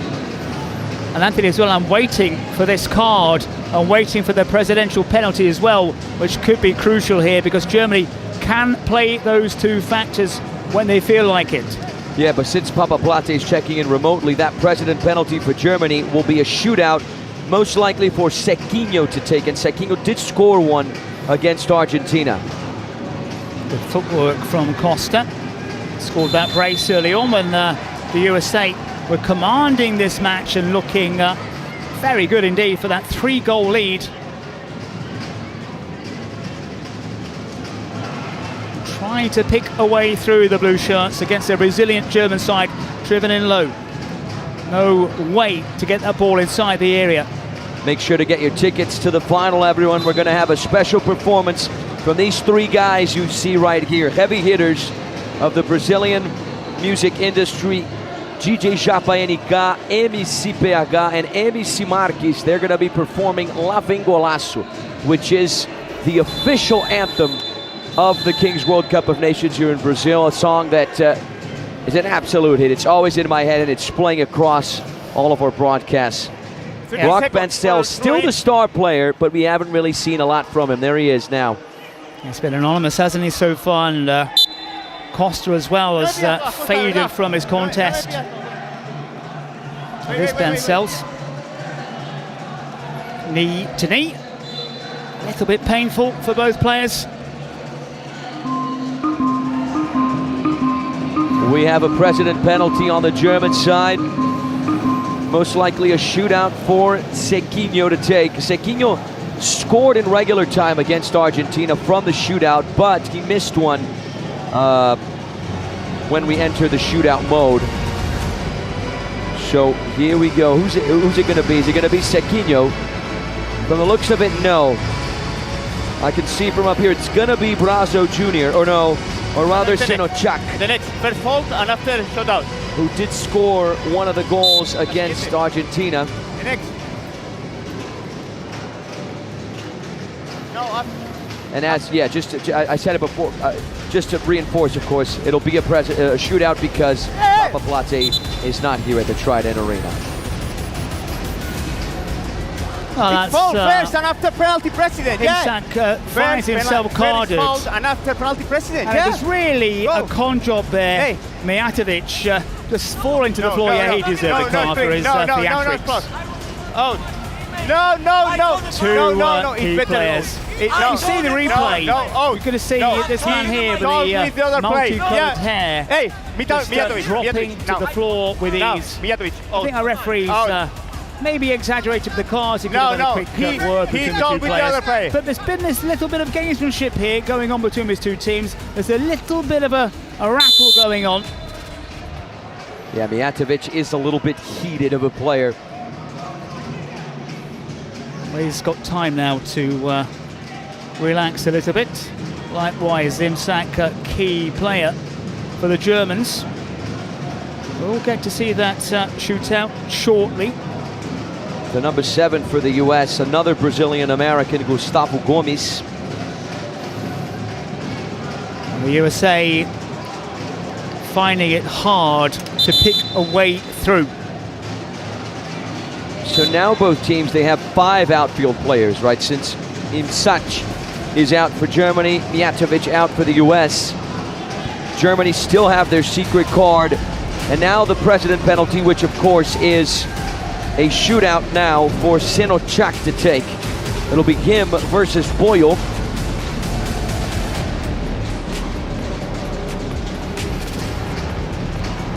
Opportunity for the Germans to extend the lead against the USA. Goes round one way, does it absolutely perfectly. That's how you do a shootout. Ladies and gentlemen, John, everyone watching, watch and learn. That is how you execute a shootout. That is how you make the most of a 1v1 situation. He was extraordinary, the number 77, Mehmet Can Sinochak, the German of Turkish descent, scoring his second of the competition. Germany now have their 3-goal lead. The technique was outstanding. Hardly had to break his pace. Silky touches from the number 77. And as it stands, Germany well and truly in the driving seat. Have the USA got it in them to come back? Yeah, the US are also having a tough time playing through Rock Bancel's. Germany know he's the star player, and they're closing him down. This is good footwork, and this is an opportunity, and it's taken by the US, or has it? And then the follow-up shot goes wide, almost crossed the line, but the expressions will tell you everything. It was wonderfully worked by the USA. It doesn't cross the line completely. Dresden and co. just about do its, well, yeah, it's on the line, it's not a goal. That fingertip save, a game of fine margins. The USA almost back in it. Yeah, if that ball went in, it would have been 8-7. The ball has to go in entirely. Did they say possible handball? Is that what I heard? In progress. I didn't see any potential handball, and I think they decided quickly that it's okay. You know what I wanted to point out on that play, John? It was the Rabona. I think that was a Rabona from Rock Bancells. Yeah. Oh, Germany almost getting themselves in real trouble there, but Costa's effort saved. And more noises, Anthony, in the background. Secret card for the Germans. Now Costa, can he pull the trigger? He can! There's a lot of afters going on between these two sides, more than we've seen between any two nations so far. Yeah, things are certainly heating up between the US and Germany. There's another yellow card. A lot of pushing and shoving going on. A lot of mouth work being done as well. The players not afraid to get in front of the ref, to get in front of their opponents. Yeah, I think our referee has been a bit card happy today. It's just normal, isn't it, when you get a bit of tension between these players? We haven't seen anything of malice. There's a little bit of a shove here and there. For my money, it doesn't merit a yellow card for either player. It's normal stuff when you are in a tense situation, when you're representing your country. And the players keep a lid on things. Let's see the card. Yeah, everything's just working for Germany right now. Is that penalty? 2 yellow cards on the American side. Team USA are down by a trio of goals, and it's a joker for Germany. They select a penalty, so they could make it 9-5. I can already see Nick Salihamidzic, aka Brazo Jr., to take the penalty. Yeah, and I think he'd love to put this one away, and he might go across and celebrate in front of the US president if he puts it away. So step forward and squeezes it in. Only just a reverse run for the celebration as his teammates charge across. Now Germany here as we approach that 36 minute, well and truly in front. It's going to take a monumental effort from the USA to come back when we hit the magic mark of the match ball point of the game.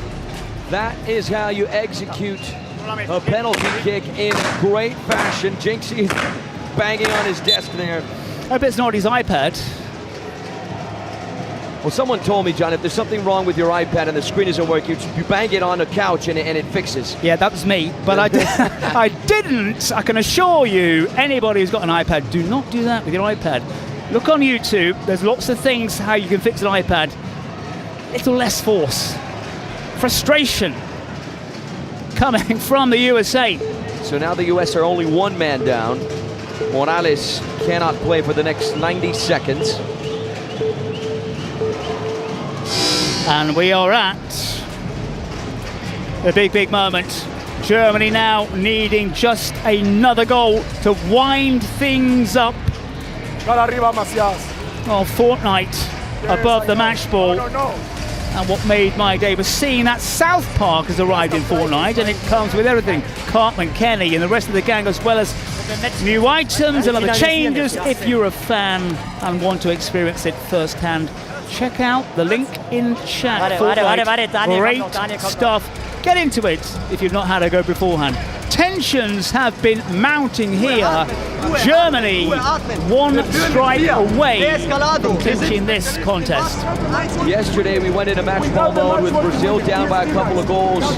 They came from behind to win it 7-6. Now the US are down 4 goals. Ich Monique, okay? Danach 2 gegen 1, 1 gegen 1 mache ich den ersten Angriff. Und wenn das nicht reicht, haben wir immer noch 2 gegen 1, okay? Bis dahin. Tu mir den Gefallen, erster Angriff in 3 gegen 2, Block, Guillotine. Bis dahin, Kopf einschalten und Mentalität.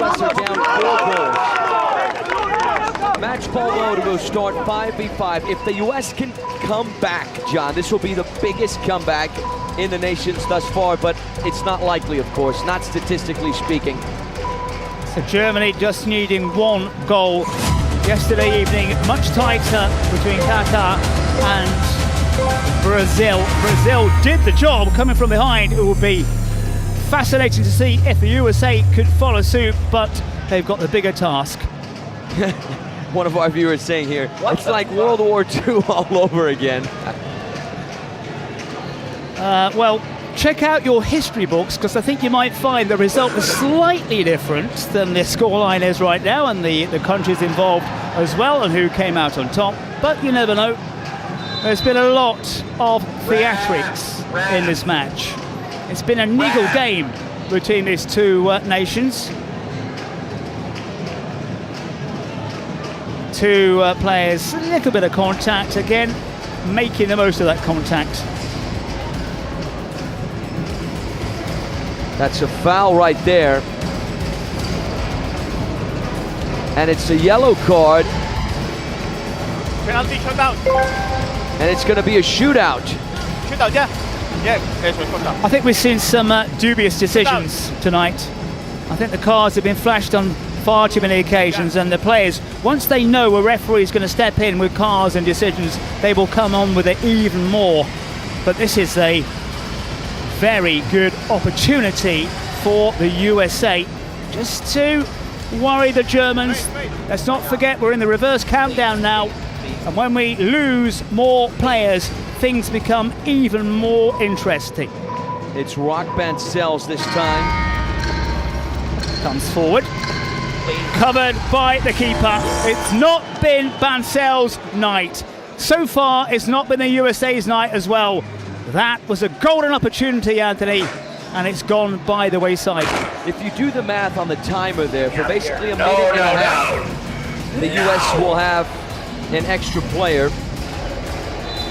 But if the US wanted to start to climb back, Bancells needed to convert it. Germany needing one goal.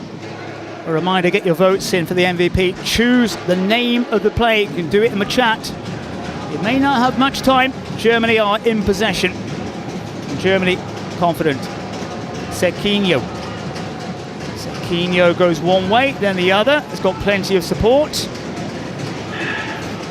One powerful strike needed on target from the side in white. They didn't get it on that occasion. Just to remind our viewers, the game yesterday between Brazil and Qatar went up to minute 48. It was the longest game of the nations thus far. Brazil coming from behind to take the honours, but only just. Qatar with ample opportunities to kill the match off. They failed to take those opportunities.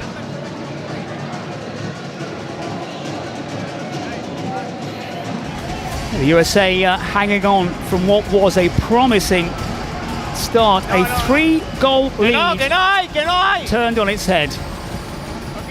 Germany are really going to have to rest and recuperate quickly, John, because they play the first game tomorrow against Japan.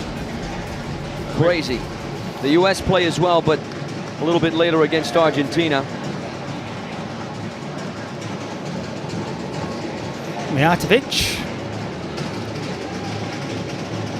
Oyo in support. Gets it back. The Germans know that they can take their time and wait to strike on the counter-attack. Don't really want to give the USA any lifeline here, though. But they know they can watch and wait. Mijatovic. Good running down the left-hand side. That's an offside. Rare offside in this match. Now Germany could break the keeper. Well, referee's getting in the way. Just to explain to the more than 2,000 people connected with us, the game will end when Germany score the 10th goal. Assuming Germany score the 10th goal, in case the USA bounce back, of course. One player fewer. Exactly. Almost 39 minutes. Sequinho tries to thread it through. This is the chance for Germany. It's a very tight angle. Too tight, maybe an offside. And every minute that goes by that Germany don't score, a player on each side leaves the pitch till we get just 2v2. the outfield player and the goalkeeper. And for my money, that kind of helps the US, who are playing without a goalkeeper. 3 outfield players searching for something here. Costa feeds it wide. Costa is available. Costa goes alone, and Costa drills wide of a target. Not quite sure whether that was the right decision. Luis Morales was wide open on the left-hand side. I think that was the better option. Costa with a brace. 2, 3, 4, At the start of this 5, match, 6, you'll find that the side who has the kickoff, Germany messing things up there. I was about to say the side who have possession tend to take out a keeper and bring 3 outfield players, but Germany got it all wrong there. Make sure you vote in the chat for MVP of the match, guys. Vote in the chat for MVP of the match. Those are the options: Costa, Bancells, Imsach, and Sikic. All you have to do is type in the name. Vote by name and not by number, okay? Very, very important. Just type in the name of the player you think is the most valuable of this game. Germany-Argentina, a Group B battle, the final round of match day 2 here in São Paulo, Brazil at the Trident Arena. The place to be on a Friday night, I'll tell you that. It's gone a little bit flat here. Germany know that they can afford to bide their time. Onus very much on the USA. All left foot, the angle is tight, does well, keep it in there. Now, this is the break on here for Germany. Brazzo Jr. Brazzo Jr. down the centre. Dallas goes one way, then the other! He thought he scored. He was about to run and celebrate, and somehow that one came off the metalwork and failed to cross the line. Look at the reaction from Papa Plate. Here come the USA! Well, they do hit the metalwork, and they do find the back of the net. Bancells finally gets himself on the score sheet. Better late than never, right, John? Bancells finally turns up, scores goal number 6 for the US in the game. His 4th of the competition, off the post and in. Lovely left-footed finish there. Well, Germany denied seconds ago when they did strike the goal, and it went out. Saw Brazzo Jr. celebrating. Now here they come again, and this time it is over, and the Germans celebrate. Hit with aplomb. Sequinho fires in from close range, and Germany in the end demolish the USA here. United States, wonderful start from then, 3-goal lead, Anthony. It looked like the USA were here for the business, but they fell away. Germany came back very strongly, and in the end, I think you'd probably say they deserved the win. They deserved the win. 10 goals for Germany, 10 out of 10 for the Europeans. The mountain was just too steep to climb for Team USA in that match ball mode. Scored a goal with Bancells, but they had to score more and more goals and not concede any. Germany got it done. They sealed the deal. A huge rebound win for Germany after the loss to Argentina. The US, after the victory against Japan, lose to Germany. They're going to have to play everything they've got in that last game against Argentina tomorrow. USA versus Argentina, 5 p.m. local time. That's when we're going to get the ball drop here at the Trident Arena. Germany, if I'm Germany, I'm going home right now. I'm going to rest, recuperate, sleep, because the first game tomorrow is Germany versus Japan. And after what Japan produced against Argentina, you can certainly tell it's not going to be an easy game for the Europeans. Sequinho was the best player of the game, the MVP, according to you in the chat across the globe that voted. So if you're following every moment of our Kings World Cup of Nations, pay close attention. This is one of the most iconic items of the season. The official ball signed by the tournament's biggest stars, a true relic owned by KTO. Huge shout out to our friends at KTO, our partners for the competition, making these broadcasts happen, the competition happens, so yeah.